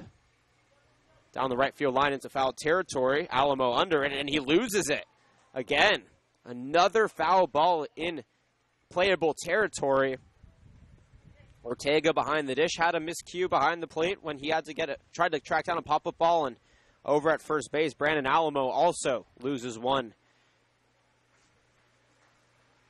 2 balls and 2 strikes. The count remains here to Lewis. Originally committed to CSUN. Decommitted midway through last year's CCL season and played another year at Peters Junior College where he was second on the team in batting average. Led all of junior college in home runs and slugging percentage. That's all of junior college in the country. Pick off attempt. Pickett is now in a pickle. That's a tongue twister. And he's going to try to fight it off as he avoids the tag, gets to first base, and he's out. Wow! And now Coach Jones, and now they call him safe. I'm very confused. That was quite a play. He juked out the shortstop, Paul Gomez. Excuse me, it's not Paul Gomez. It's actually Austin Soika. He juked him out, dove to first base, avoided the tag. The umpire originally called him out, and then changed his call to safe. And now Pickett is standing on first base, and there's an argument at first base with our first base umpire. And the coach for the Riptide, Coach Jason Smith. That was insane. Have you ever seen anything like that, Jordan? No, I have not. It looked like we were almost playing football out there. And I don't know what Coach Smith is arguing. His first baseman dropped the baseball. You know, there are some great highlights of jukes that we've seen in the NBA Summer League, but I think Will Pickett's may take the cake here in the CCL Summer Baseball League. That was able to avoid a tag and stay in the base path. I don't know how you do it, but that's just Will Pickett's for you. He won't display the highest average in batting, but his resilience, his intuition, his ability to get on base. And now our home plate umpire coming out, and now there's Smith still out there. He is in the face of our first base umpire. Coach Kyle Jones, the first base coach for the Oaks. Oh, and he's tossed. Coach Smith just got tossed. He's arguing. That's a $40 fine straight to the CCL, and he has to be pushed off. He is yelling at the home plate umpire. This is the first head coaching ejection we've seen this season. This is exciting stuff and right here. Here comes the pitching coach for the Riptide. They're going to come out, and they don't have security here at Sparky Anderson. They may need some because Coach Jason Smith is not leaving the ballpark. Grab the popcorn, folks. Will he kick the dirt? Will he throw his helmet? We'll see. Will he take a bat and beat up the water cooler in the dugout? He is not happy. He is yelling and screaming, and the entire coaching staff is trying to escort him off the field. He's still out there. This is major league level anger right now. And finally, he is escorted off. Coach Jason Smith of the Riptide has been tossed. That'll be a fine from the CCL. He is no longer allowed to be in the ballpark. He either has to wait in the bus or, I don't know, go to In-N-Out Burger or something for the remainder of this game. The Oaks up 2-0. Pickett's at first, no outs, and what a wild couple of minutes here. Will Pickett's got into a pickle on a pickoff attempt. Avoided the tag back. He was called out originally, but he got under the tag, and then also Alamo dropped the ball. Coach Jason Smith walked out, argued with the umpire for a good 3 minutes, and then he got tossed as he was in the umpire's face. The rest of the umpires came out, and he was in every umpire's face. And now he takes his bag, and he is out of the ballpark. Jason Smith has left the building, everybody. And I think In-N-Out is the perfect restaurant for him, because he went in there in the face of the umpire, and he threw him out. That was made for him, and now he's going to walk to the bus, and I think he'll just remain in the team bus for the rest of the game. 5 innings into the count here to Brandon Lewis, and after a 5-minute hiatus, it's back to baseball. That was a wild one, folks. The last time we saw a head coach get ejected was 2 years ago when the Foresters and the Oaks on July 4th were playing. Oaks head coach Dave Solis and Forester head coach Bill Pintard both got ejected in an Oaks 6-4 exciting win. And what a ball game today. It has been brewing. And finally, the volcano exploded. Back to baseball, though. 2-2 the count here to Lewis. Frazier deals a curveball, skied to center field, but Bandy doesn't have to move very far. No, he misjudged, and he has to run back to the wall. That ball is good for extra bases. Being waved around home is Pickett's, and he will score without a throw. That was a big miscue by Luke Bandy in center field, and an RBI double gives the Oaks a 3-0 lead. Riptide are unraveling right here in the bottom of the 5th inning. They got to gain their composure if they want to stay in this ball game, because it's slipping out of their hands very quickly. 2 hits in the inning, 1 around, runner on second, and the Oaks taking advantage of the mental mistakes by the Orange County Riptide. And now Jordan McFarland will dig in here. He's 0 for 2 with a pair of ground outs. Lewis takes a very nice lead off of second, the first pitch. Grounded over to short. Soika gets it on the hop, fires it over to first. It's off the bag, but a great extension by Alamo. Corrals it for out number 1. Lewis over to third. A productive out puts the Oaks 90 feet away once again from scoring. That'll bring up Chase Cockrell. He's been itching for a hit. He went 0 for 3 yesterday. He's 0 for 1 today with a strikeout and a walk. And what better time to get a hit than with tensions flaring and the Oaks up 3-0. Both teams with 4 hits, but 1 error on the Riptide side. Frazier trying to keep his composure, deals the first pitch. A beautiful curveball. Waved at and missed for strike 1. What a baseball game. It's been exciting. One of the best of the year, I think. Frazier toes the rubber. 0-1 pitch, slapped to right field. Delgadillo making a run for it, and it drops. Brandon Lewis coming home and scoring. Chase Cockrell bloops one into right field. An RBI single puts the Oaks up 4-0. And every insurance run means that much because this team needs to win to be half a game back for that second spot in the CCL. And what better way to do it than in the middle of a beautiful Sunday afternoon in Thousand Oaks, California? Not your usual Chase Cockrell RBI base hit, but just as effective, and talk about a guy who really needed that one.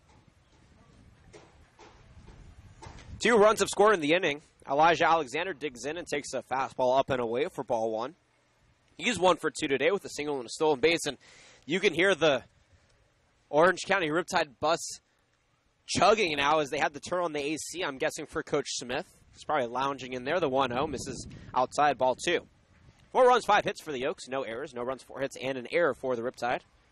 Feel free to talk to us. He's at Jordan Brenner 31 on Twitter. I'm at Johnny Riff.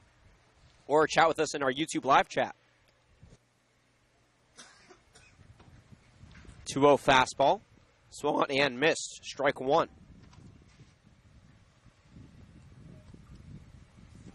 Through 5 innings here. The Oaks were held hitless until the 4th inning. They scored 2 runs, and they've scored 2 more runs here in the 5th. Pickoff attempt. Cockrell back easily. Cockrell never takes more than an arm's length lead off of first base. I wouldn't say he necessarily doesn't have speed, but he won't try and steal on you unless there's a hit and run sign. The 2-1 to Alexander. Swinging a miss, strike 2. Sam Shakin waiting on deck. 1 out. 2 around, 1 on.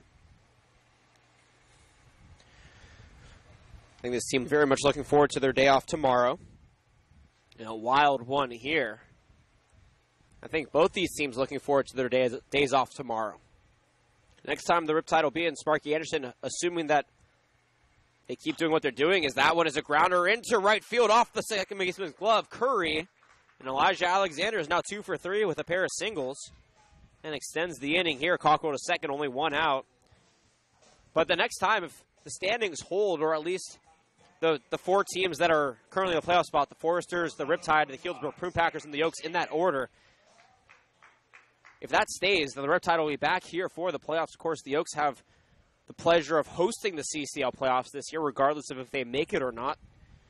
And Jordan and I will be on the call for the two semifinal games and the championship game on July 28th and 29th. Sam Shaken cuts one foul for strike one. He's 1 for 2 on the day. Single and a strikeout to his game. He did reach first base, on a drop third strike in the second inning, but was stranded on second base thereafter. Cockrell at second, Alexander at first, only one out. 0-1 count here. The future Oregon Duck checks Cockrell and offers. High and deep to right field, but it goes very foul. That one was very though off the net. Shaken does have a home run this season, but that one is a little bit late. Strike two up on the board. I think that woke everybody up in the dugout and in the stadium. Right there, that was hit very, very hard. We haven't seen Shaken hit one that hard since, opening day? Yeah, when he hit that one, and even that home run just scooted over the right center field wall. It wasn't very hard hit. It was hard enough, obviously, to get out, but that one was an absolute bomb. Just couldn't find fair territory. 0-2 the count. Frazier offers. Curveball. Slapped into left center field, and that drops. Wilson waves Cockrell around home. Here comes Yakic's throw. It's cut off. And an RBI single for Sam Shaken gives the Oaks a 5-0 lead. They've strung together 3 consecutive base hits, and they have 5 total in this inning, and now there's going to be a conversation on the mound.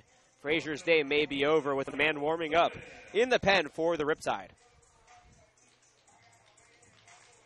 The middle of the Oaks order has been so good. Alexander's 2 for 3, Cockrell's 1 for 2. Bacon's 2 for 3. Michael Tillman, who's about to step in, is 0 for 1, but he does have a walk. This team is really heating up at the right time once again. They had a 10-game winning streak that was cut short on Tuesday. The Foresters won 7-2. The Oaks won on Wednesday 17-1 against the Saints. Days off Thursday and Friday, and the Oaks lost yesterday 6-1. They're looking to regain some momentum here down the final stretch of the season. No pitching change as Frazier stays put. Runners on first and second. Middle infield in double play depth. Tillman, as I mentioned, 0 for 1 with a strikeout and a walk digging in. First pitch. Grounder over into right field. Rounding third, coming home is Alexander. Delgadillo's throw to the plate. Hits off of the glove of Frazier. That's a mistake, and the runners will advance. An RBI single for Michael Tillman. Scores another one, 6-0 the score, and then a miscue allows the runners to advance. Runners in scoring position, only one out. And Drew Sims, who's 1 for 2 today with an RBI single, stepping back in. The Oaks have strung together 4 consecutive base hits now. Wow. The bats are hot today, and it's good to see them back because I don't know where they went yesterday and this morning. 6 hits in the inning now for the Oaks.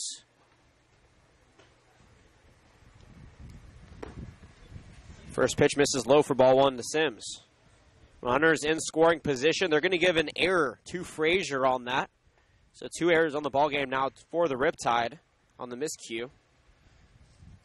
Shaking at third, Tillman at second, the 1-0 to Sims. A very hard hit grounder, but out of play. 1 ball and 1 strike. This has been a very long inning. The Oaks have scored 4 runs. They have 6 hits, and there was a 5-minute hiatus because of head coach John Smith arguing with the umpires and eventually getting tossed. 1-1, high to right field, but shallow. Delgadillo tracks it down, but that's far enough. Shaken comes in to score. And that's an RBI sac fly to right field. 7-0 the score for the Oaks. And this inning's been so long that Justin Freeman's actually going to go out to the bullpen and stay loose out there. And you can't doubt him for that. Talk about a guy who knows his body very well. He knows that he needs to stay loose because of the length of this bottom of the 5th inning. And the Oaks are going to want him to go as long as possible, especially with a 7-0 lead. He already has the longest game by an Oaks starting pitcher at an 8 1/3 or 7 1/3 inning, this season. The first pitch to Andrew Lucas in there for strike 1. Lucas is 0 for 2, but he does have an RBI fielder's choice back in the 4th inning that he reached on. He has found a way to contribute regardless. The 0-1 misses outside to even the count. 7 runs, 8 hits for the Oaks. No runs, 4 hits, 2 errors for the Riptide. And can you imagine these two teams matching up in the playoffs? That would be an incredible game. Pitch in the dirt brings the count to 2-1. And I even think any of these games, I think that for the most part, the playoffs will stay the way that they're looking with the Foresters. Obviously, they've locked up the top spot. But then the next 3 are up for grabs still. But the Oaks, the Packers, as Lucas slaps one in the shallow infield. Out of third base, Hibbler tracks it down for out number 3. But the Foresters locked it up. Top 3 spots, or the next 3 spots, 2nd, 3, and 4, all still within reach for the Packers, the Riptide, and the Oaks. We'll see who locks it up, but no matter who plays who, it's going to be a fun CCL postseason.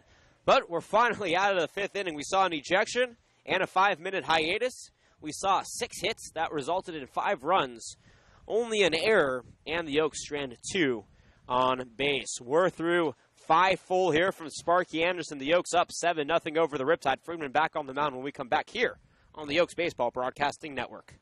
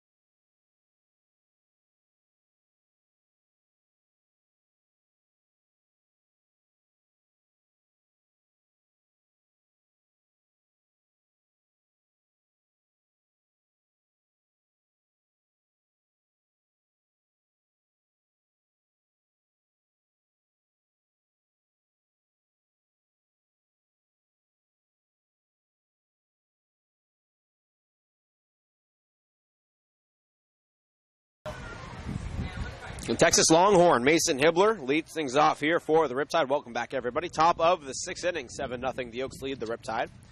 Justin Friedman deals a curveball up and out for ball 1 to Hibbler. He's 0 for 2 today, a strikeout and a flyout to center. It's been a very exciting ball game if you're an Oaks fan, but maybe a ball game is shaking your head if you're a Riptide fan. The Riptide took yesterday's game as the fastball misses 2-0, and the earlier game that was cleaned up due to the suspension from darkness back on June 28th. But here, the Oaks responding well. The 2-0, though, slapped in the left field, and that drops. Cut off by Tillman, and Hibbler at the top of the order checks in for his first base hit. And for the 2nd consecutive inning and the 5th consecutive inning, the Riptide get a base runner on here. The leadoff base runner in the 2nd consecutive inning, but a single for the 5th time. Second baseman number 7, Steve Curry. That brings up Steve Curry now from Georgia Southern, 0 for 2 as well. The top 3, Hibbler, Curry, and Soika, before that single by Hibbler, were 0 for 6. To try and change that around here, Steve Curry steps in as Friedman deals the first pitch, a strike on the outside corner at 88.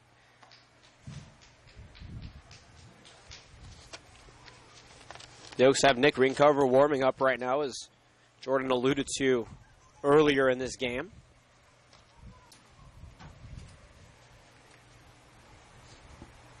And Friedman still looking really impressive out there. 0-1, misses outside, great stop by Sims. Ball 1 up now on the board. Looked like Friedman was knocked off balance and maybe a little shaken up. Solis is going to walk out as well as Sims. He just took a stumble there and maybe just a little bit shaken up. We hope he's okay, of course. Yosh, though, the Oaks trainer, did not come out as Friedman explains to Solis what happened. And Friedman has the longest start of the year for Conejo, 7 1/3. Back against this same Riptide team. So he's no stranger to going 6 or even beyond that. So you can bet that he's telling Coach Solis he wants to stay in this ball game. And he is okay. Feel free to chat with us in the YouTube live chat. Friend or foe, questions, comments, concerns. You have a shout out, a stat you want us to know. Always a pleasure listening to and interacting with our viewers, no matter who you are. No matter how you're watching or where you're watching, we appreciate you making us a part of your Sunday plans. That one, a strike on the outside corner. 1 ball and 2 strikes now to Curry. I'd like to see Friedman double up on the curveball. I don't think he's done that. His curveball has been very effective today, but you're right. He hasn't strung them together. 1-2, a fastball bounces into the dirt. That was actually the curveball. He just it was. it. I couldn't tell because that ball bounced about 4 feet in front of the plate. Yeah. I'm glad that you picked up on that. So you're right. Maybe he doesn't double up because of instances like that. I guess so. 2 balls and 2 strikes. That's why we're up here and not the pitching coach for the team. There's a lot of reasons that we're up here, Jordan. Chief among them. Yeah, chief among them, our lack of talent on the baseball field, and maybe second, our inability to coach. Yeah, inability to call pitches. Due to another curveball, that one, a dribbler over to third, stays in fair territory. Lewis over to first, extending McFarland and makes the catch. That one was slow enough to advance Hibbler to second, but a 5-3 putout gives the Oaks 1 out here on the defensive side of things. And Austin Soika stepping in.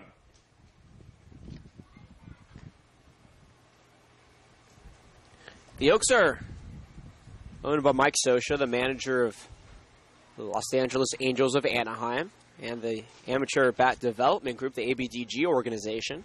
Shout out to our GM, Randy Riley. The first pitcher, Soika, is a strike at the knees, though I think that Sims framed that and saved Friedman and ball. Back in 1986, the Angels actually took part in a roof tear delay, which is the only roof tear delay in baseball history. How about that, the 0-1? Another curveball, beautifully placed in there for strike 2. Friedman's feeling it right now. Went out, runner on, 7-0 the score. The Minnesota Twins were hosting the California Angels on April 26, 1986. High winds caused a tear in the fabric roof at Hubert Humphrey Metrodome as a swing and a miss strikes out. Soika on 3 great pitches, 2 fastballs and a curveball. 4th strikeout on the game for Friedman, puts 2 outs up on the board. But that Metrodome got a roof tear, and the game was delayed for 15 minutes during the home half of the 8th inning. The Angels actually used the delay for a breather. They were down by 7 runs, and they went on to score 6 times in the 9th inning to win 7-6. You talk about a team that was part of 2 historical outings on one day, I should say, as the curveball misses outside for ball 1 to Alamo. Not only were they participants in the only roof tear delay in MLB history, but they also came back from 6 runs down to win the game thereafter.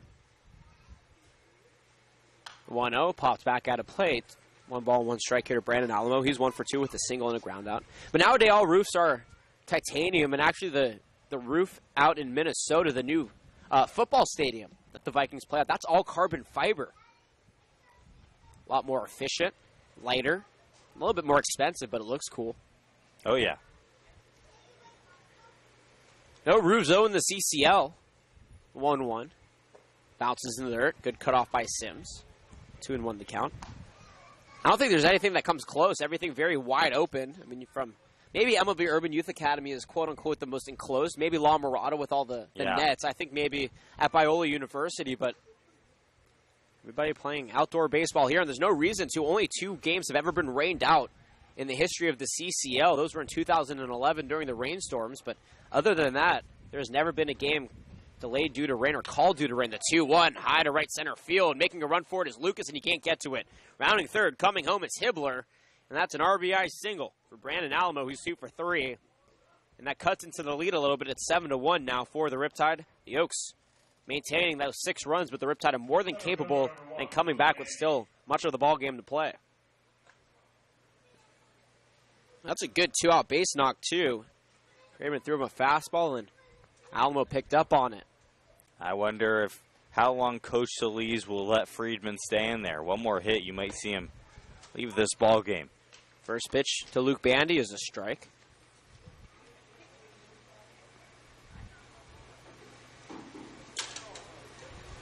Earlier today, Friedman slipped and fell and his hat came off. The 0-1 pitch.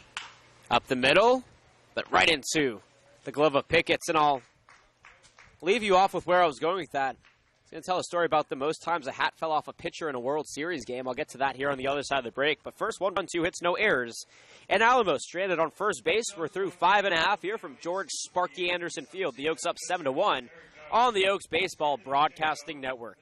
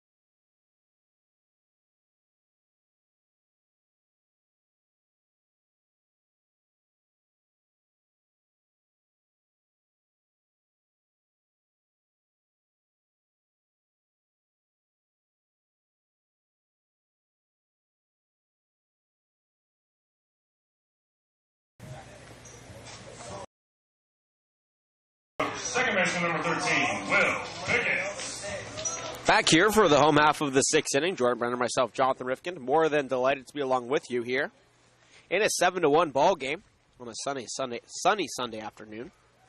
New pitcher on the mound from Westmont College is Corey Dawson.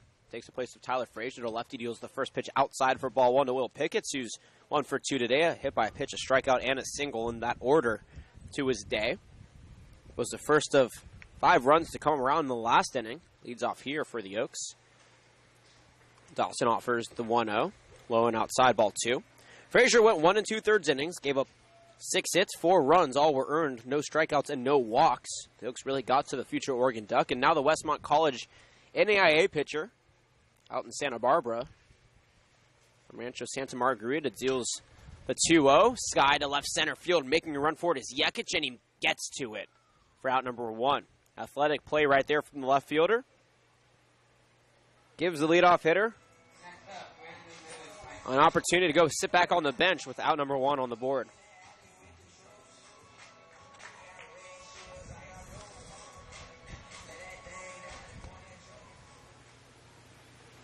Brandon Lewis now stepping in on the season for Dawson in 14 2/3 innings pitch. He has a 3.07 ERA. Good for 4th on the team. 5 walks to 13 strikeouts. First pitch low for ball 1. Lewis is 1 for 2 today. A fly out to right in the first inning. It was hit by a pitch in the 3rd. That one grounded to short. Gathered by Soika and dealt over to first. Hit a double in the 5th, and right there, 6-3 put out. That was a knuckleball off Brandon Lewis's bat. Just a corkscrew ground ball off the end of the bat. And Austin Soika, as good as anybody in the CCL at shortstop. No problem over to Alamo at first base for the out. And that was a rare ground out for Brandon Lewis. He's grounded out less than 11 times this season. We'll get the official stat for you by our statistician Jacob Plack later in the game. But for now, Jordan McFarland's up, and he has a rare 0 for day. He's 0 for 3 right now as he takes a pitch outside for ball 1. How about velocity difference? Ryan Sublett began the game only throwing really fastballs for the Riptide as the 1-0 offering is sliced to right center field and drops. McFarland turns his 0 for 3 day into a 1 for 4 day. Checks in with his first single of the ball game. Dawson gives up his first hit on a 2-out base knock. But talk about pitching consistency differences. Ryan Sublett, or miles per hour, if you will, was pitching mostly fastballs in the mid-90s. Colin Townsend then came in and pitched fastballs in the high 80s. Tyler Frazier was pitching fastballs in the mid-80s, and now Dawson in the low 80s. You talk about from the high end of the miles per hour spectrum to the low end now. Oaks have to adjust. Chase Cockrell steps in. Takes one opposite field to shallow right field. That one drops. McFarland rounding second, going to third. The ball is cut off by Delgadillo, but the throw actually throws to the third. Cockrell trying to leg it out into second base, and that is an error on Cockrell's part. He gets thrown out on what will eventually be a single and then a 9-5-4 putout to end the inning. The Oaks strand McFarland at third base. Cockrell makes a mistake running over to second. They still maintain a 7-1 lead through 6 innings. Delgadillo, Cooper, and Yekic due up here in the 7th for the Riptide. 7-1 the score on the Oaks Baseball Broadcasting Network.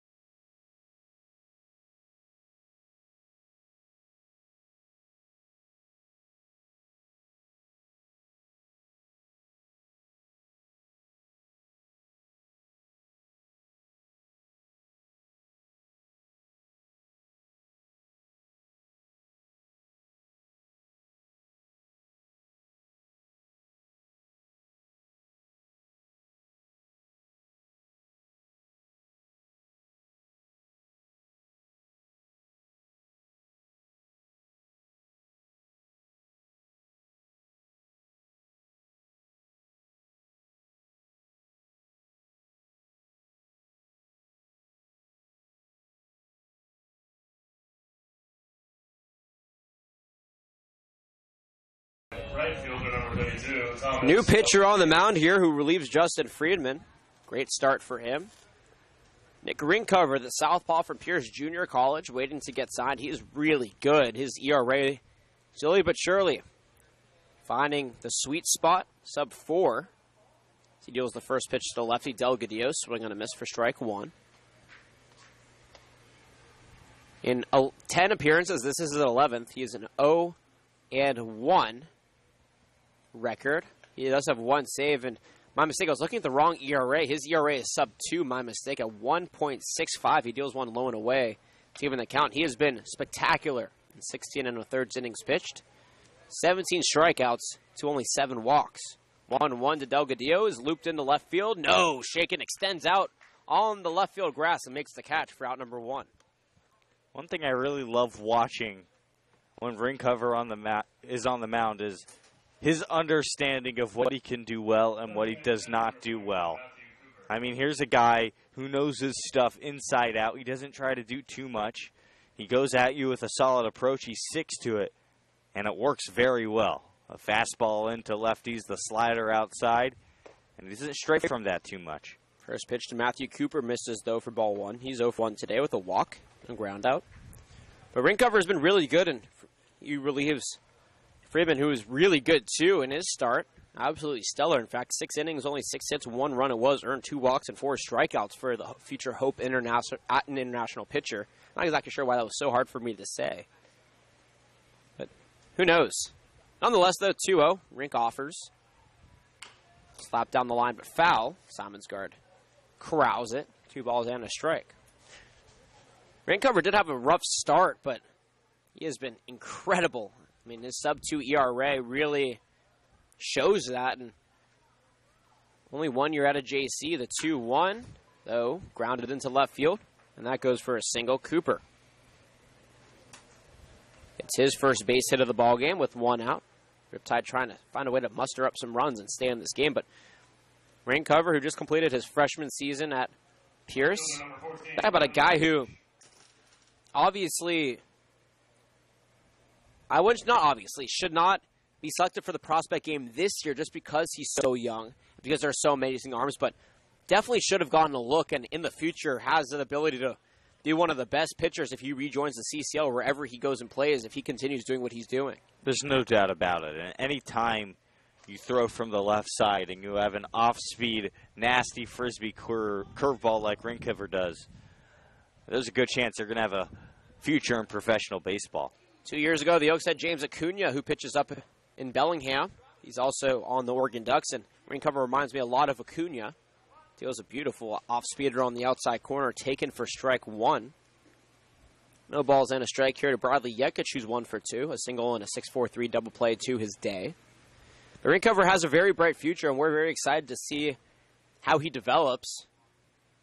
But this Oaks pitching staff as a whole, I think, has exceeded expectations. There were a lot of changes, a lot of JC arms that were replacing four-year university arms up until the season started. Rinkover being one of them, wasn't on the original roster. And that was a big question mark for the Oaks, was how would the last-minute put-together pitching staff pan out? And they really have so far. 0-1, swung on a miss for strike 2. Beautiful buried fastball. And as a team, this pitching staff is dealing at a 3.89 ERA. That's good for second lowest ERA in the league behind the Foresters, who are sub-2, and that's almost unheard of. To be under 4, Coach Lee's told me, is all-star level stuff, and this bullpen has done a great job backing up some stellar starters to keep that ERA low. That pitch misses low and outside. It's not even a curveball for Rinkover. It's almost like a Chris Sale slider, where he throws almost sidearm across his body, and it's just such late, drastic break. Would you consider it a slurve, perhaps? 1-2. Called strike 3 on the outside corner. An 85-mile-an-hour fastball gets Yekic. That's the first strikeout of the game here for Rinkover. Out number 2 up on the board. I don't know what I'd call his off-speed pitch, but I know what to call that. Straight slime on the outside corner. 2-away, runner on, and slimiest pitcher, according to our broadcasting colleague Jordan Brenner, doing what he does best as Jake Ortega steps in. 0 for 2 with a pair of groundouts to second.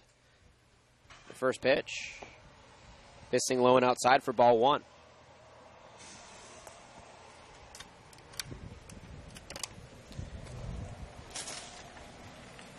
Seven runs, 10 hits, no errors for the Oaks. 1 run, 7 hits, 2 errors for the Riptide.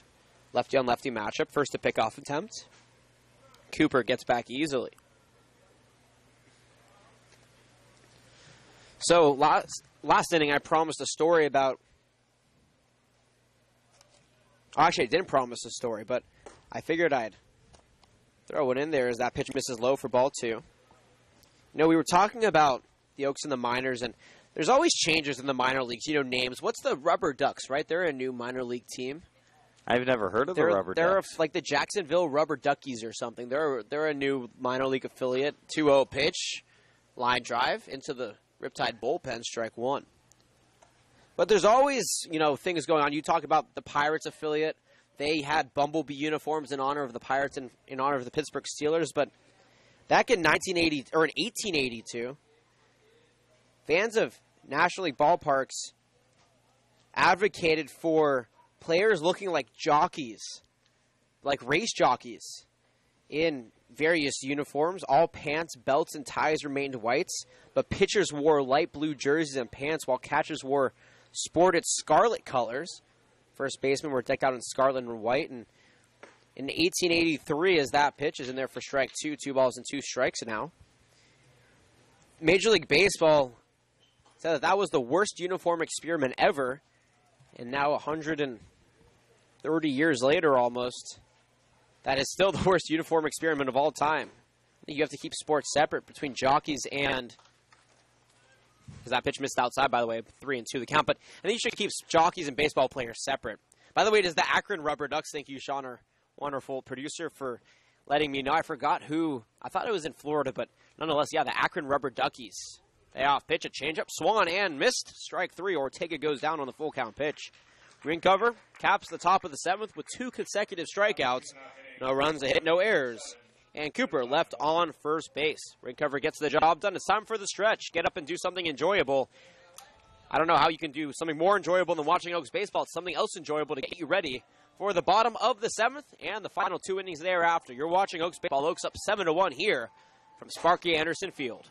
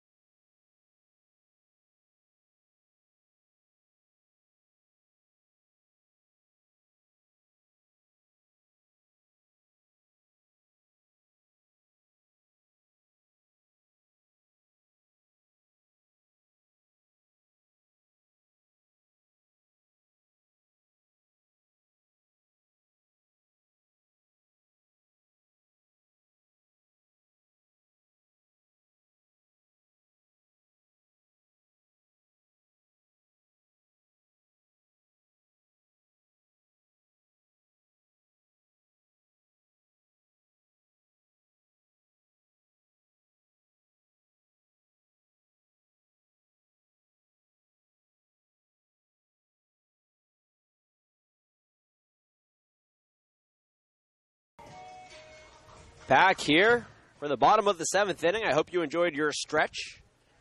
You certainly had an enjoyable stretch up here as Elijah Alexander digs in and takes a first pitch ball in the dirt. Back on the mound is Dawson for his 2nd inning of work. Alexander, 2 for 3 on the day, a pair of singles, a stolen base, 2 runs scored, and a fly out. Takes the 1-0 pitch outside for ball 2.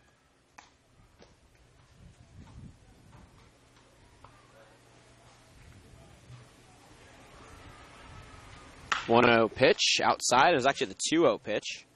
2 balls and a strike. The board up. Missed one. Nonetheless, Elijah Alexander still ahead in the count, and he's been very good as of late. His batting average up in the 320s. Jordan compared him to Yasiel Puig a week ago, and I think that's very good. He jacks one. No doubt about it. He slow trots over to first as he waves that ball goodbye. A solo shot for Elijah Alexander, his 3rd home run of the season. And the Oaks take an 8-0 lead, or an 8-1 lead in the bottom of the 7th inning. And people wondered why I compared him to Yasiel Puig. There it is. That's why. A moonshot to right field. Simple, easy pop for Elijah Alexander. And the Oaks continue to pour it on here against the Riptide. Talk about a slow home run shot. Elijah Alexander, one of the fastest guys. Took a nice, easy jog, and well-deservedly. Sam Shakin now, who's also 2 for 3, steps in. Pitch outside for ball 1. That was undoubtedly a monster moonshot. Elijah Alexander, one of the best at it. 1-0 pitch. Swing and a miss, strike 1. That was not as far as Alexander's first home run of the season when he absolutely jacked one for the furthest one we've seen this year. But back in 2012, Greg Bird, who plays for the Yankees, as that one is grounded to short. Soika hops one, but the back pick is mishandled by Alamo, and Shakin is safe on the error.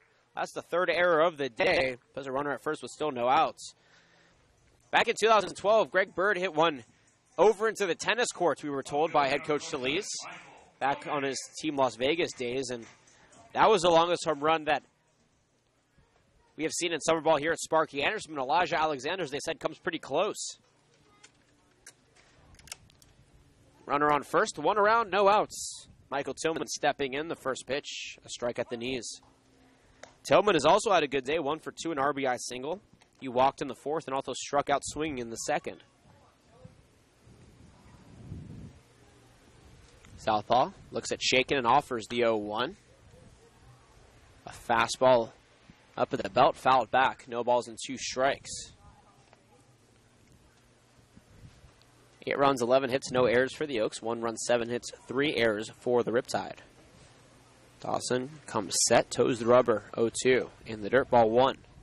Reiteration of the Riptide field. Delgadillo's in right, Bandy in center, and Yekic in left. Alamo at first, Curry at second, Soika at short, Hibbler at third, and Jake Ortega behind the dish. Fourth pitcher of the day on the mound in Corey Dawson. Southpaw deals the 1-2. Missing just low to even the count here to Michael Tillman. Led Pierce Junior College in batting average this past season. A couple weeks ago, committed officially to Cal State LA. Head coach Dave Solis's alma mater, 2-2. Swing and a miss, strike 3. Tillman goes down swing for the second strikeout today. And the first strikeout on the game for Dawson. The Oaks have only struck out 4 times so far through the first 7 innings. That is a very good number, especially because yesterday they struck out 9 times. 2 outs. Actually, only 1 out, my mistake. Shakin reached by way of an error. He's standing at first base. A home run, and Drew Sims skies one to right field. Delgadillo on the move, rushing to it. He makes a sliding catch beautifully. And Shakin on the mishandle by Alamo at first is going to go to second. The throw is in time. Shakin doesn't like it, and the Oaks, I guess, give back the error that allowed Shakin on first base. What a wild way to end this inning. 1 run, 1 hit, 1 error, and nobody left on base. We're through 7 full here from George Sparky Anderson Field. The Oaks up 8-1. Elijah Alexander padding the lead with a solo shot. We'll be right back.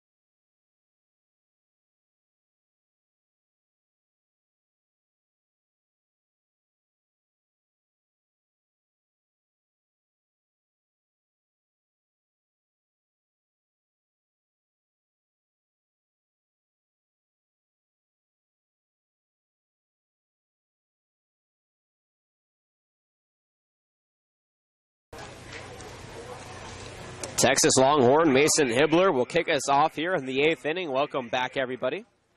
He's Jordan Brenner. My name is Jonathan Rifkin. This is Oaks Baseball on the Oaks Baseball Broadcasting Network. Thank you so much for joining us. Mason Hibbler, 1 for 3 today with a single, shows bunt, pulled it back, but it's a strike. New pitcher on the mound is Eric Ma from Whitman College in his second stint with the Oaks.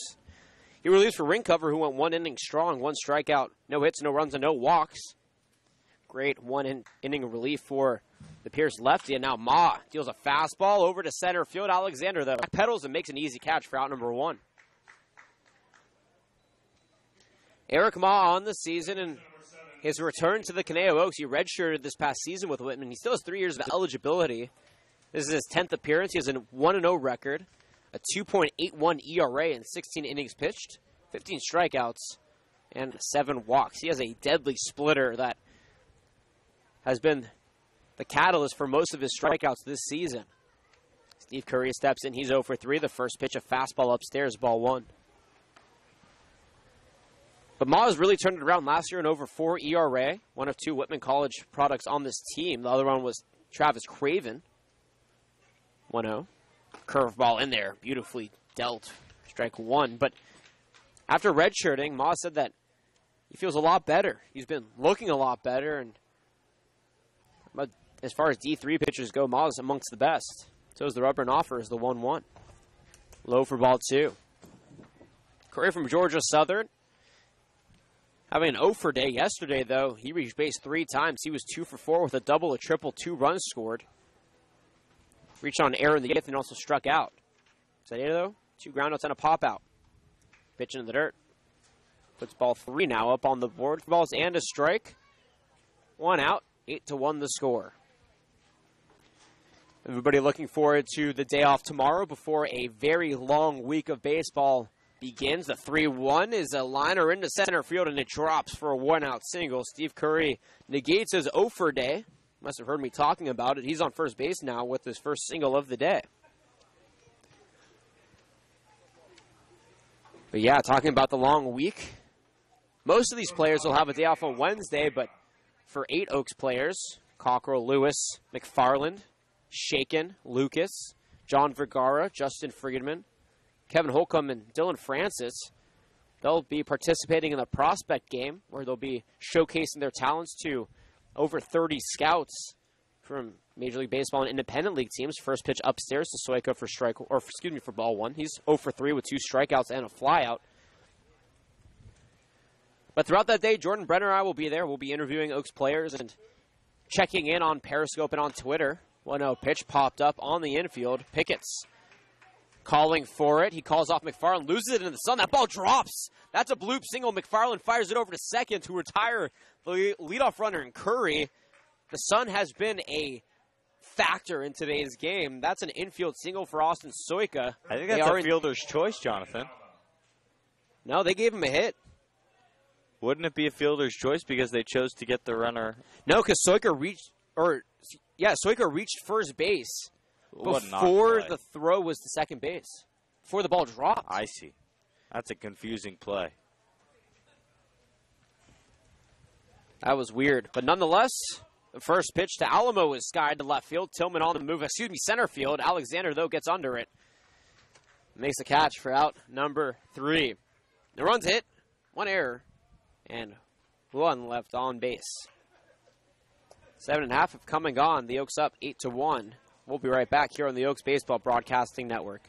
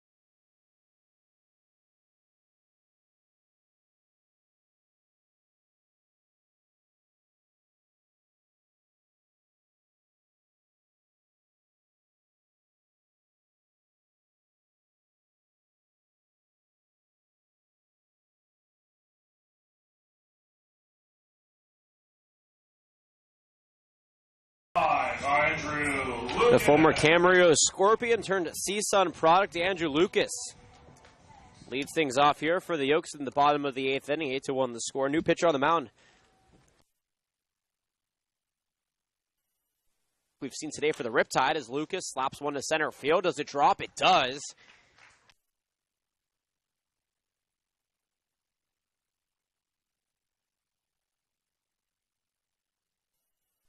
On. Trying to extend this lead up 8-1 as the order turns over now for Will Pickett's. 1 for 3 today, a hit by a pitch, a single, a strikeout, and a flyout to his day. 12 hits for the Oaks. They've been hitting very well. Noble toes the rubber and offers the first pitch. Low for ball 1.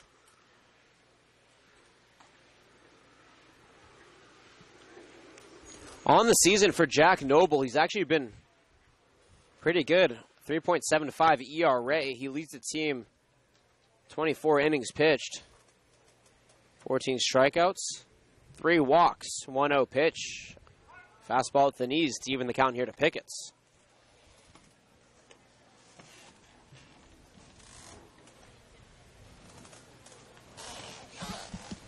Lucas over at first does possess very good speed. 7 for 8 in the season stolen bases as a 90-mile-an-hour fastball is waved at and missed for strike 2. Tyler Frazier was the other future Oregon Duck. Jack Noble, a little bit higher recruited in the pitching side of things, but both possess a lot of strengths. Saw Jack Noble the last time these two teams played, not yesterday, but before that, back on June 28th. He started in the suspended game as he deals 1 low and away. Ball 2 here to Pickett's. 2 balls and 2 strikes.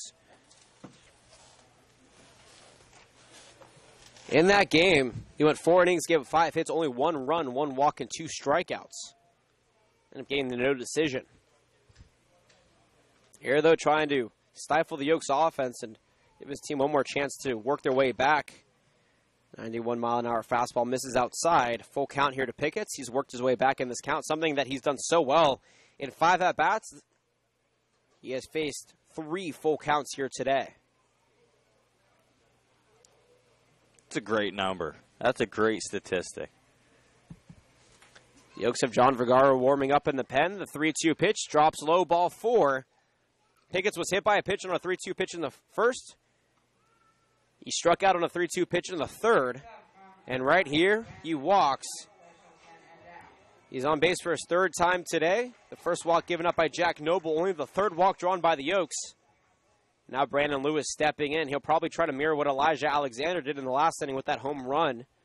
Lewis has a double in a 1 for 3 day. He's also been hit by a pitch. Nobody out, 2 on. 8-1 the score. The first pitch from Noble. Big swing and a miss for strike 1.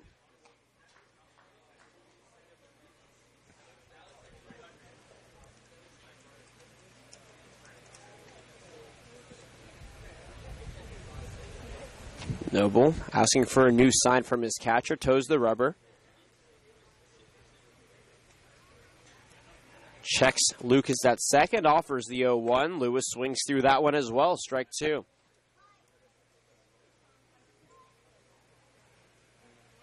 Claremont High School in Claremont, California is where Jack Noble is from, but he's from Upland, California originally.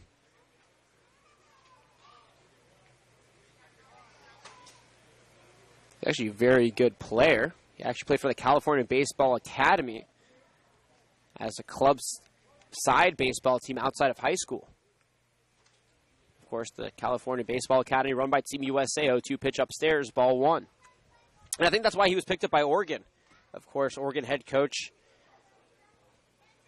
George Horton has been the Team USA coach for a while, and Jack Noble, after playing for the California Baseball Academy affiliated with Team USA, was probably picked up thereafter.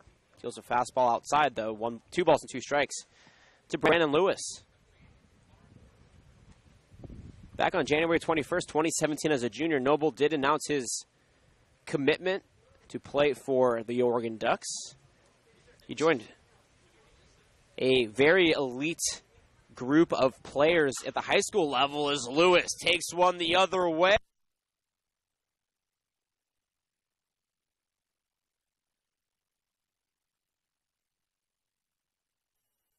Pence's 7th of the season, brings in 3 big runs, and the Oaks take an astounding 11-1 lead here late in the 8th inning.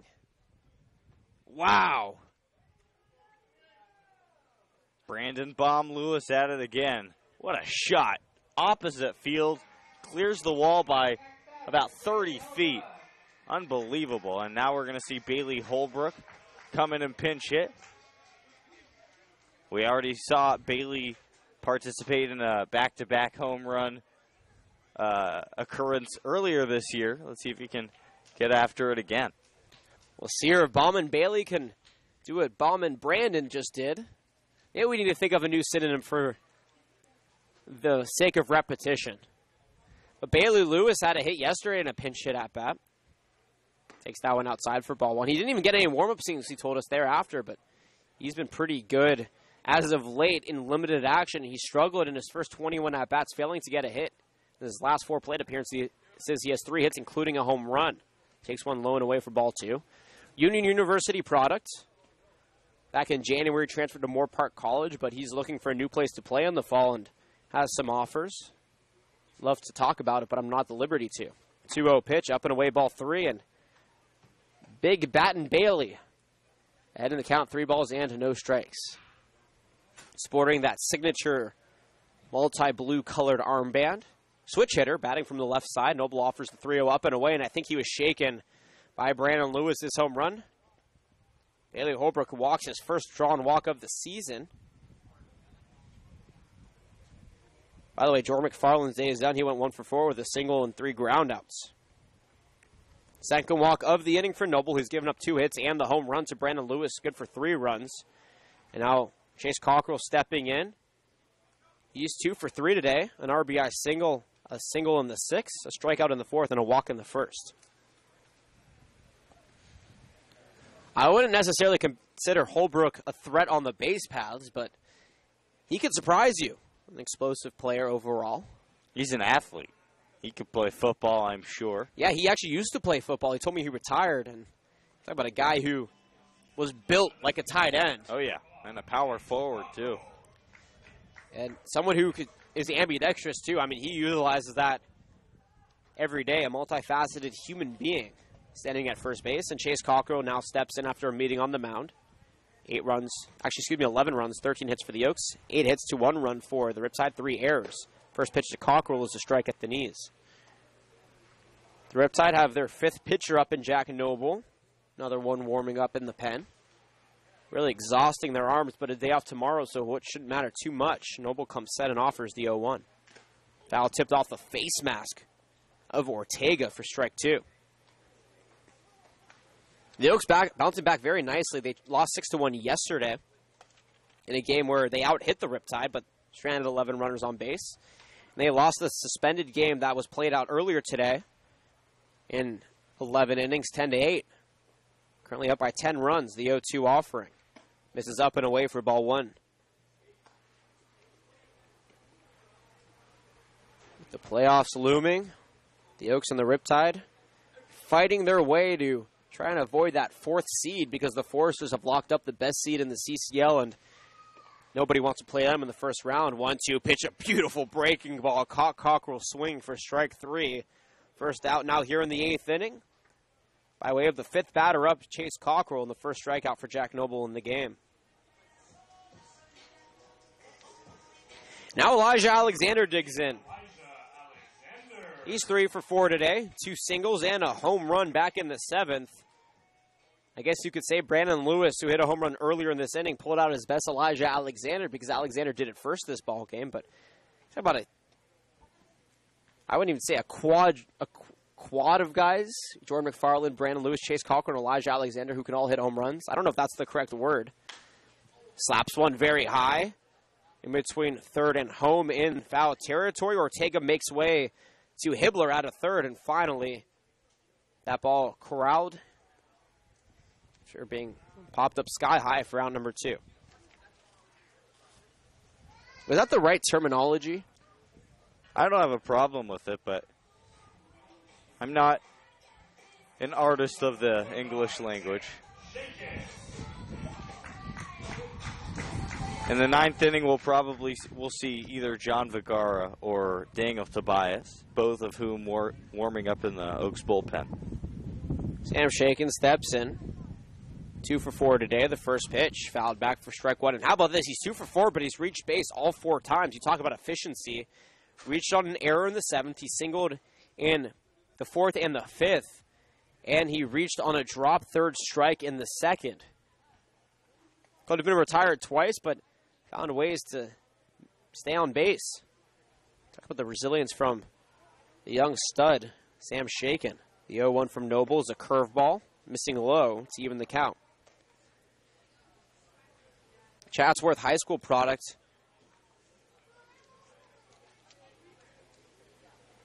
Stepping back in.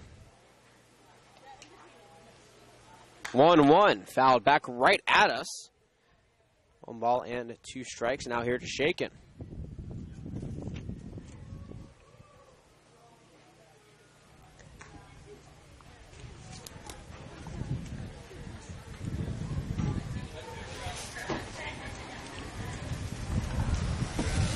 One ball, 2 strikes, 2 outs.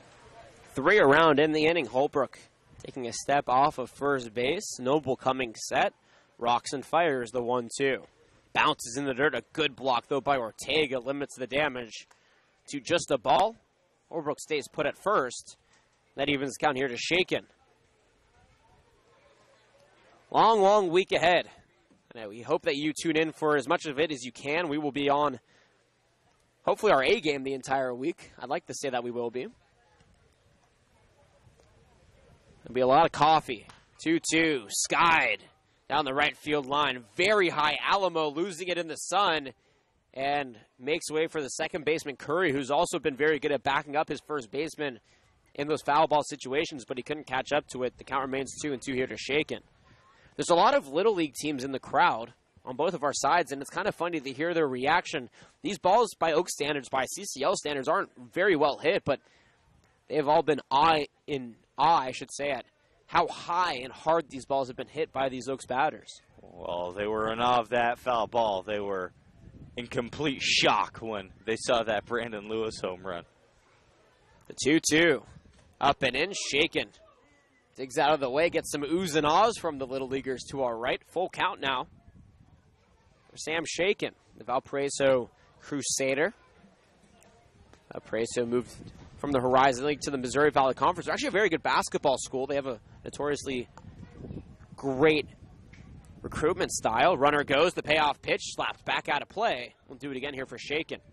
But their baseball team is no joke either, and yes, the Missouri Valley Conference is a little bit more competitive than the Horizon League. Shakin, though, was a big part of the Crusaders' campaign this season at a .284 batting average.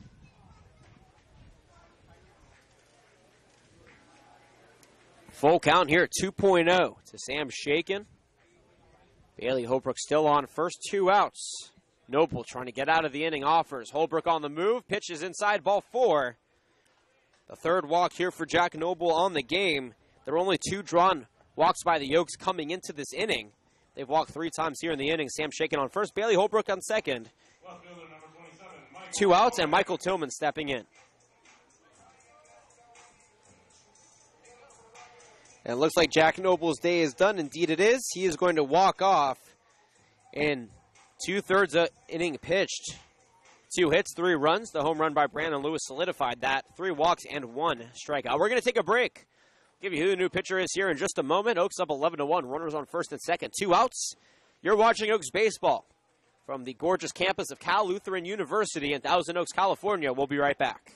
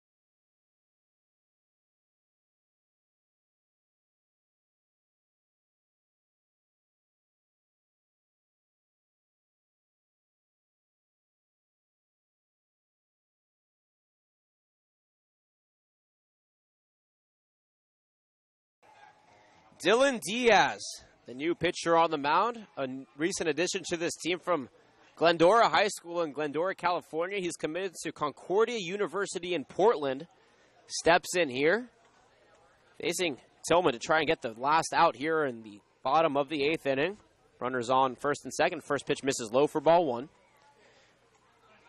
Last year played for the Team California Bulldogs in the U18 League. This year on the Orange County Riptide. And he actually got a lot of looks. He was rated a top 1,000 prospect, the number 914 right-handed pitcher in the country. Got offers from Cal State Fullerton, Chico State, Cal State LA, Concordia University Irvine, Azusa Pacific. The calls Concordia University in Portland is home. Deals the 1-0, sliced high and deep to center field, though Bandy has enough room, and he makes the athletic over-the-shoulder catch finally for out number 3. 3 runs, 2 hits, no errors, and a pair left on base for the Oaks. We're through 8 full here from Sparky Anderson Field. It's a 10-run deficit and a hill to climb here for the Riptide. They have 3 outs to try and make it happen, but it won't be easy. The Oaks have Tobias coming out here for the top of the 9th inning when we come back on the Oaks Baseball Broadcasting Network.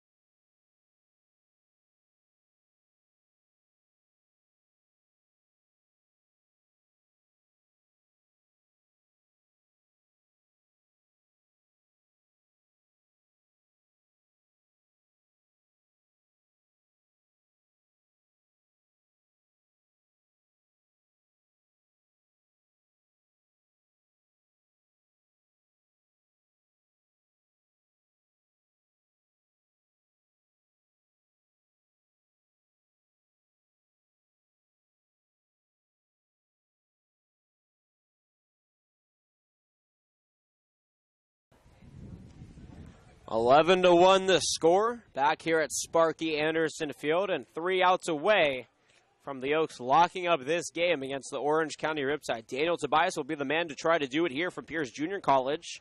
Luke Bandy, though, trying to get on. The first pitch up and in for ball 1 to the DBU product. He's 1 for 3 today, a single, strikeout, and a line out in 3 trips. Eric Ma has been relieved for 1 inning, 1 hit, no runs, no walks, and no strikeouts to his day. Here comes the 1-0 from Tobias. Missing upstairs for ball 2.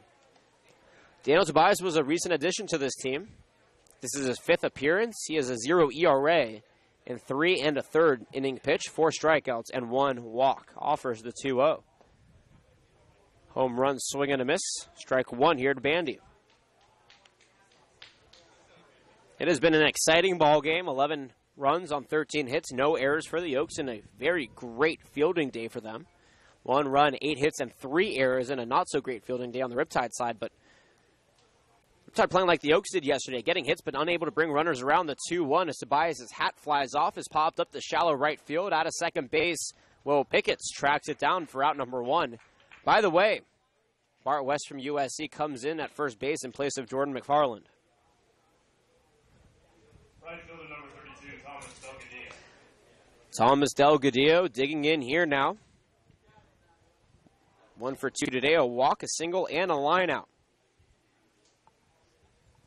for the stellar right fielder. Really one of the best that we've seen in the CCL. The first pitch to the southpaw, strike on the outside corner. Nice curveball there from Tobias.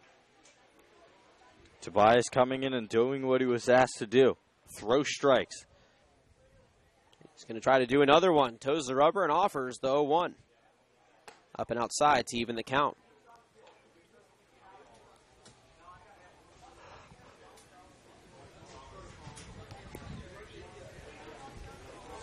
One ball, 1 strike, 1 away. Tobias offers. Swing and a miss. Got Delgadillo swinging out of his shoes right there for strike 2. So here's how it all looks right now. The Oaks are a game and a half behind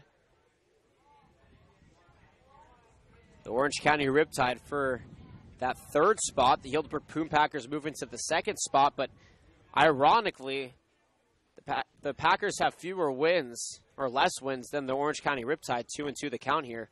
If the Oaks win, they'll be half a game back of the Riptide for the 3rd spot, but they'll ironically be tied with the Prune Packers.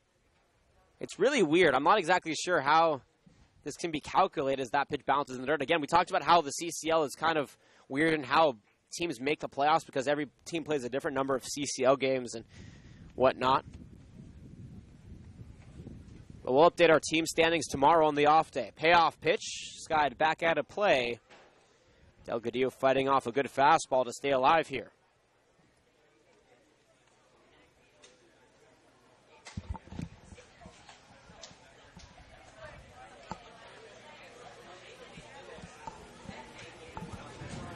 Tobias quickly dealing the payoff pitch. Another one slapped out of play, this time towards the Ram training camp. We saw the Rams training camp in full swing this morning, but come 12:30, most of them depart.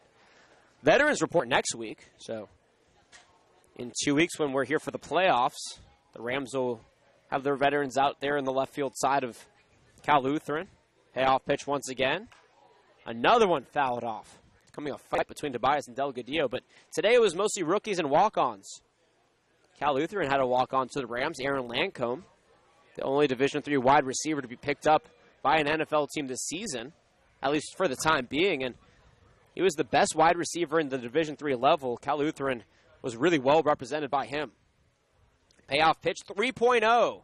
Slapped in the left center field. It's going deep. Alexander on the run, but he can't catch up to it. And that is a nice Delgadillo. He won that battle with Daniel Tobias. He's on first base with 1 out. Designated hitter number 21, Matthew Cougar. Wasn't that bad over there by Delgadillo, fouling off a number of pitches that were down in the way. He fouled them off to the left side. Finally got a pitch that covered too much plate.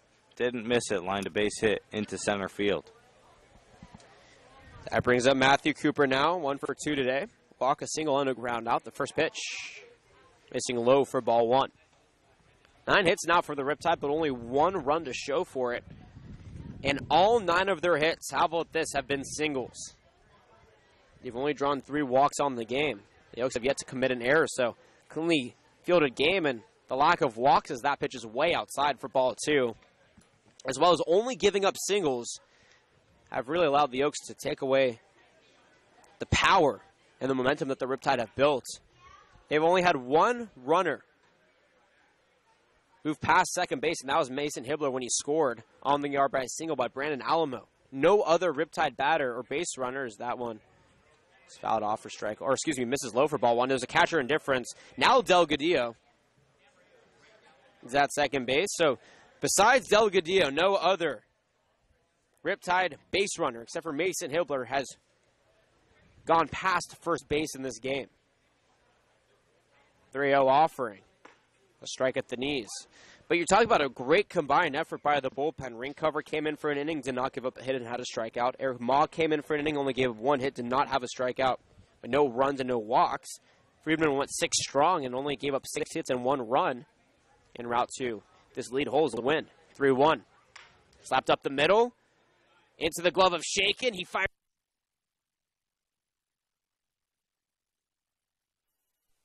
Delgadillo, runners at the corners, only 1 out. And even if the Riptide can't make up this 10-run deficit, there's still something to be said about small victories. You know, these players are still here for all intents and purposes themselves to get better. So even though you're playing down, there are still things you can do to make yourself better, to make the team better, and that's, I think, what the Riptide are focusing on right now.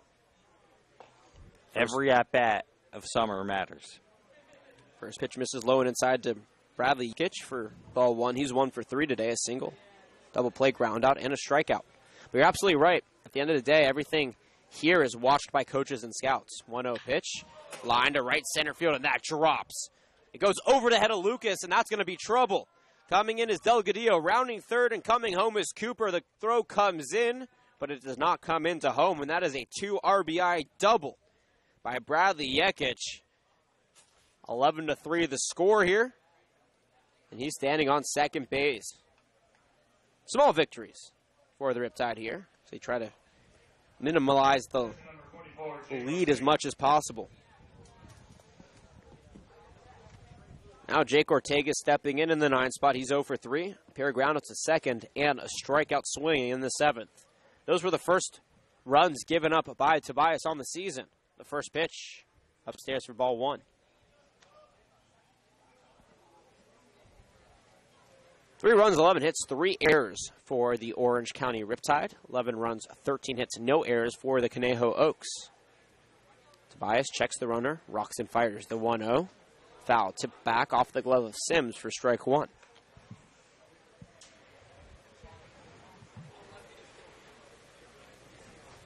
Only one home game in the next week for the Oaks.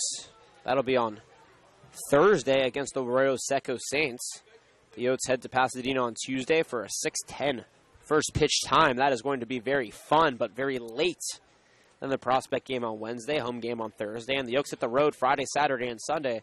San Luis Obispo, Santa Barbara, and Santa Barbara in those 3 days for the weekend. The 1-1, up and out, ball 2. It's crazy to think that next week is the final full week of CCL play. In 2 weeks, the Oaks have a couple of interleague games, but an inconsistent week of games. We'll have a couple of days off before the playoffs start. 2-1 in from Tobias, up and out, ball 3. And this is a critical stretch of games, Jonathan, like you've been mentioning. The CCL season is almost over, and the Oaks have to start playing their very best baseball in order to clinch that 2nd or 3rd seed, which is so vital. You can't state the importance of it enough. 3-1. Into shallow center field, it drops. Holding at third base is Yekic. Ortega over to first, and how about this? The Riptide, while still down by 8, stringing together some base hits. They've now hit 4 in a row.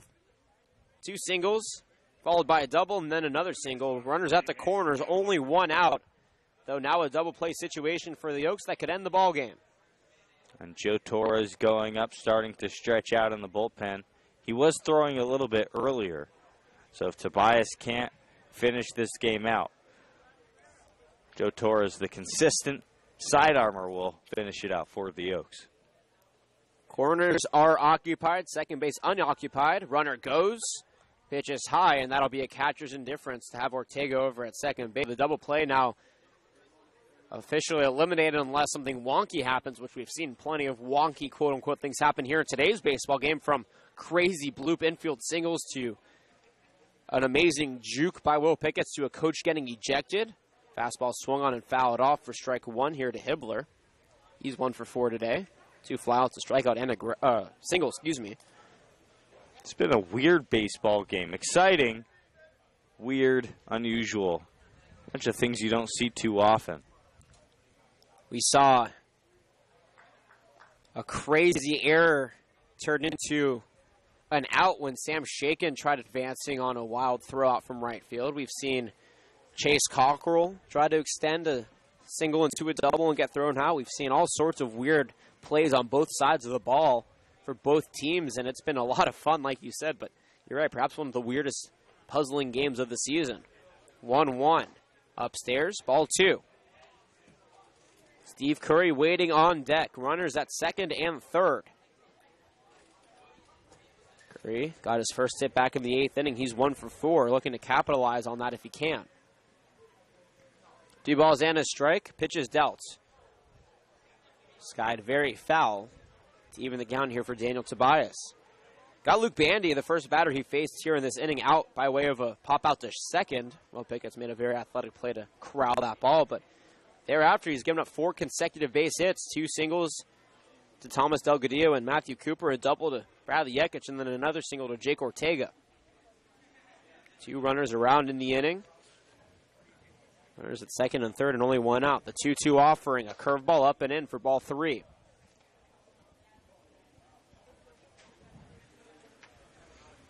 And I have a feeling this could be Tobias' last batter if he gives up a walk. Calmly, from the stretch, offers the payoff pitch. Slapped into left field. That drops. Coming in and scoring is Yekich.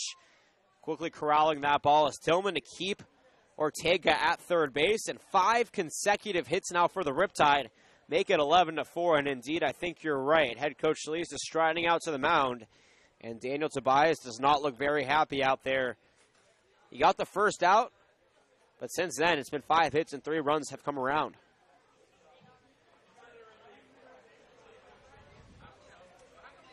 He hasn't made the signal yet. Yeah, he's going to leave him in there. Coach Solis putting his vote of confidence into Daniel Tobias, giving him one final push to the finish line. And Solis talks about how he's huge on development. He shows it from time and time again. Yes, he wants to win. Yes, this team wants to win, but this team is owned by the ABDG organization, the Amateur Baseball Development Group. Development. And what does that mean? Well, this team is meant for development. Why Mike Socha started this team was to develop young talent, and you can't develop if you don't learn. High and deep to field. Curry hits it, though. Elijah Alexander gets under it. Tagging from third. Home is Ortega. And an RBI sacrifice fly to center makes it 11-5. Only 1 out now away for Tobias from finally putting this game in the record books. Well, there's an out right there. There's a good pitch from Tobias. A fastball with some sink, and Curry couldn't do too much with it. 2 out, 1 on over at first base. That's Mason Hilbler. Soika lines one deep to left field. That drops over to the warning track. Good for extra bases. Being waved on home from third base is Hilbler. The throw comes to the plate, but it is not in time, and that's an RBI double by Austin Soika. He's 2 for 5 now, and it's 11-6. What resilience by the Riptide. 5 runs here in the 9th, and Coach Solis is going to keep Tobias out there. This is his game. This would be the greatest comeback probably in CCL history, though with only 1 out left. Now Jackson Simonsgard running out there. I think that Tobias can try to get the retirement, but Brandon Alamu, the 9th batter of the inning, fouls one off, and he's a really hard man to retire. He's 2 for 4 today. 2 singles and RBI, fly out and a ground out.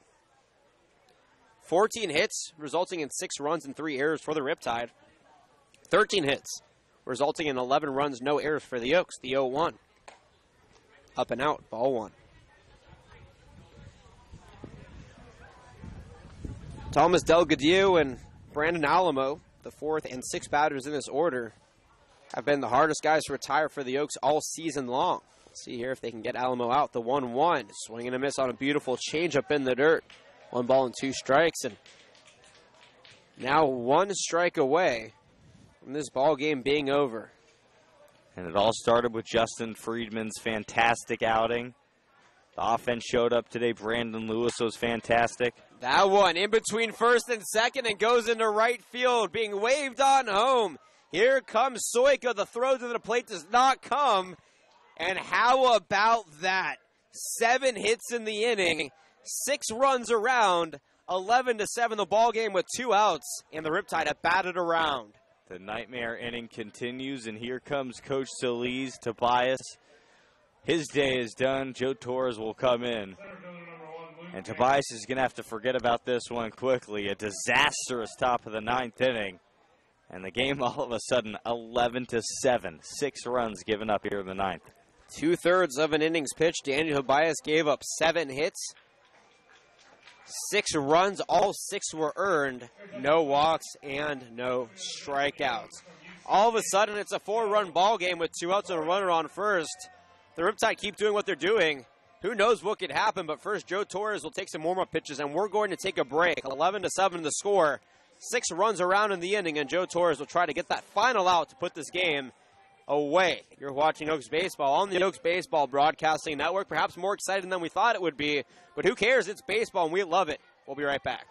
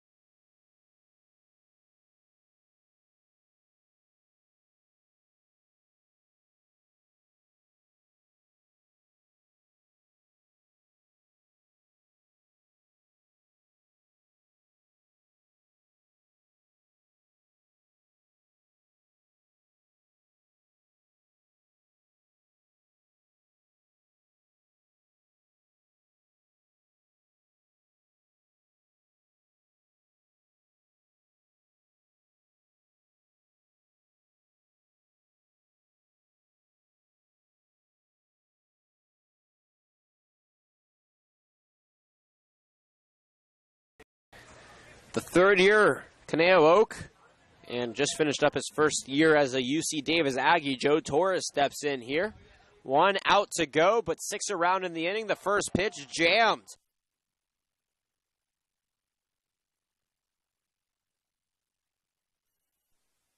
And the inning and the ball game. 6 runs, 7 hits, no errors, and 1 man left on base. What a final inning. The Riptide put up their best fight, but in the end, the Oaks won. Total game time, 2 hours and 58 minutes. The winning pitcher is Justin Friedman. He's now 3-1 on the season. Colin Townsend gets the loss. He's 0 for 2. And there's no save. What an incredible way to end this game. We've seen everything, Jordan. We saw an incredible pickle that Wilt Pickens was able to get out of. Then we saw Coach Smith, the Orange County Riptide head coach, get tossed after arguing that call, the first head coach ejection we've seen this season. And then all of a sudden, the Oaks go on a tear. They score 5 runs in the 5th. They score 3 runs in the 8th. They're up by 10, and then what happens? The Riptide go on a late rally. They couldn't corral all of the runs back, but they put up a good fight. They get 6 big runs in the 9th inning to make it an 11-7 ball game. Joe Torres on 1 pitch finally ends the game, but wow, what a ball game. And you talk about an intriguing ball game. This perhaps was the most of the season. Yeah, other than that top of the 9th inning where Tobias struggled and the Riptide went on a little bit of a run, this was a dominant performance from an Oaks team that really, really needed it. Yesterday, they lost a tough one in Orange County. This morning, they lost an even tougher one, the resumed game that they lost in extra innings that were riddled by Oaks mistakes, and ultimately that cost them that game. But They have a short memory, and that's very important in the game of baseball. They came right back out here today. They swung the bats well. Brandon Lewis had a fantastic day. Justin Friedman, who will be on the Oaks postgame show with you, Jonathan, in a few minutes, he was spectacular today, pitching to contact all day long.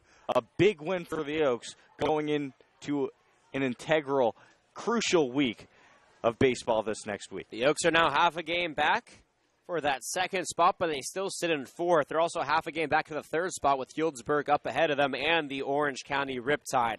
What a baseball game we played, but it's time to say goodbye here on a Sunday afternoon. I'll be on the field in about 5 minutes with Oaks starter Justin Friedman for our Oaks postgame interview. That'll be live on Twitter.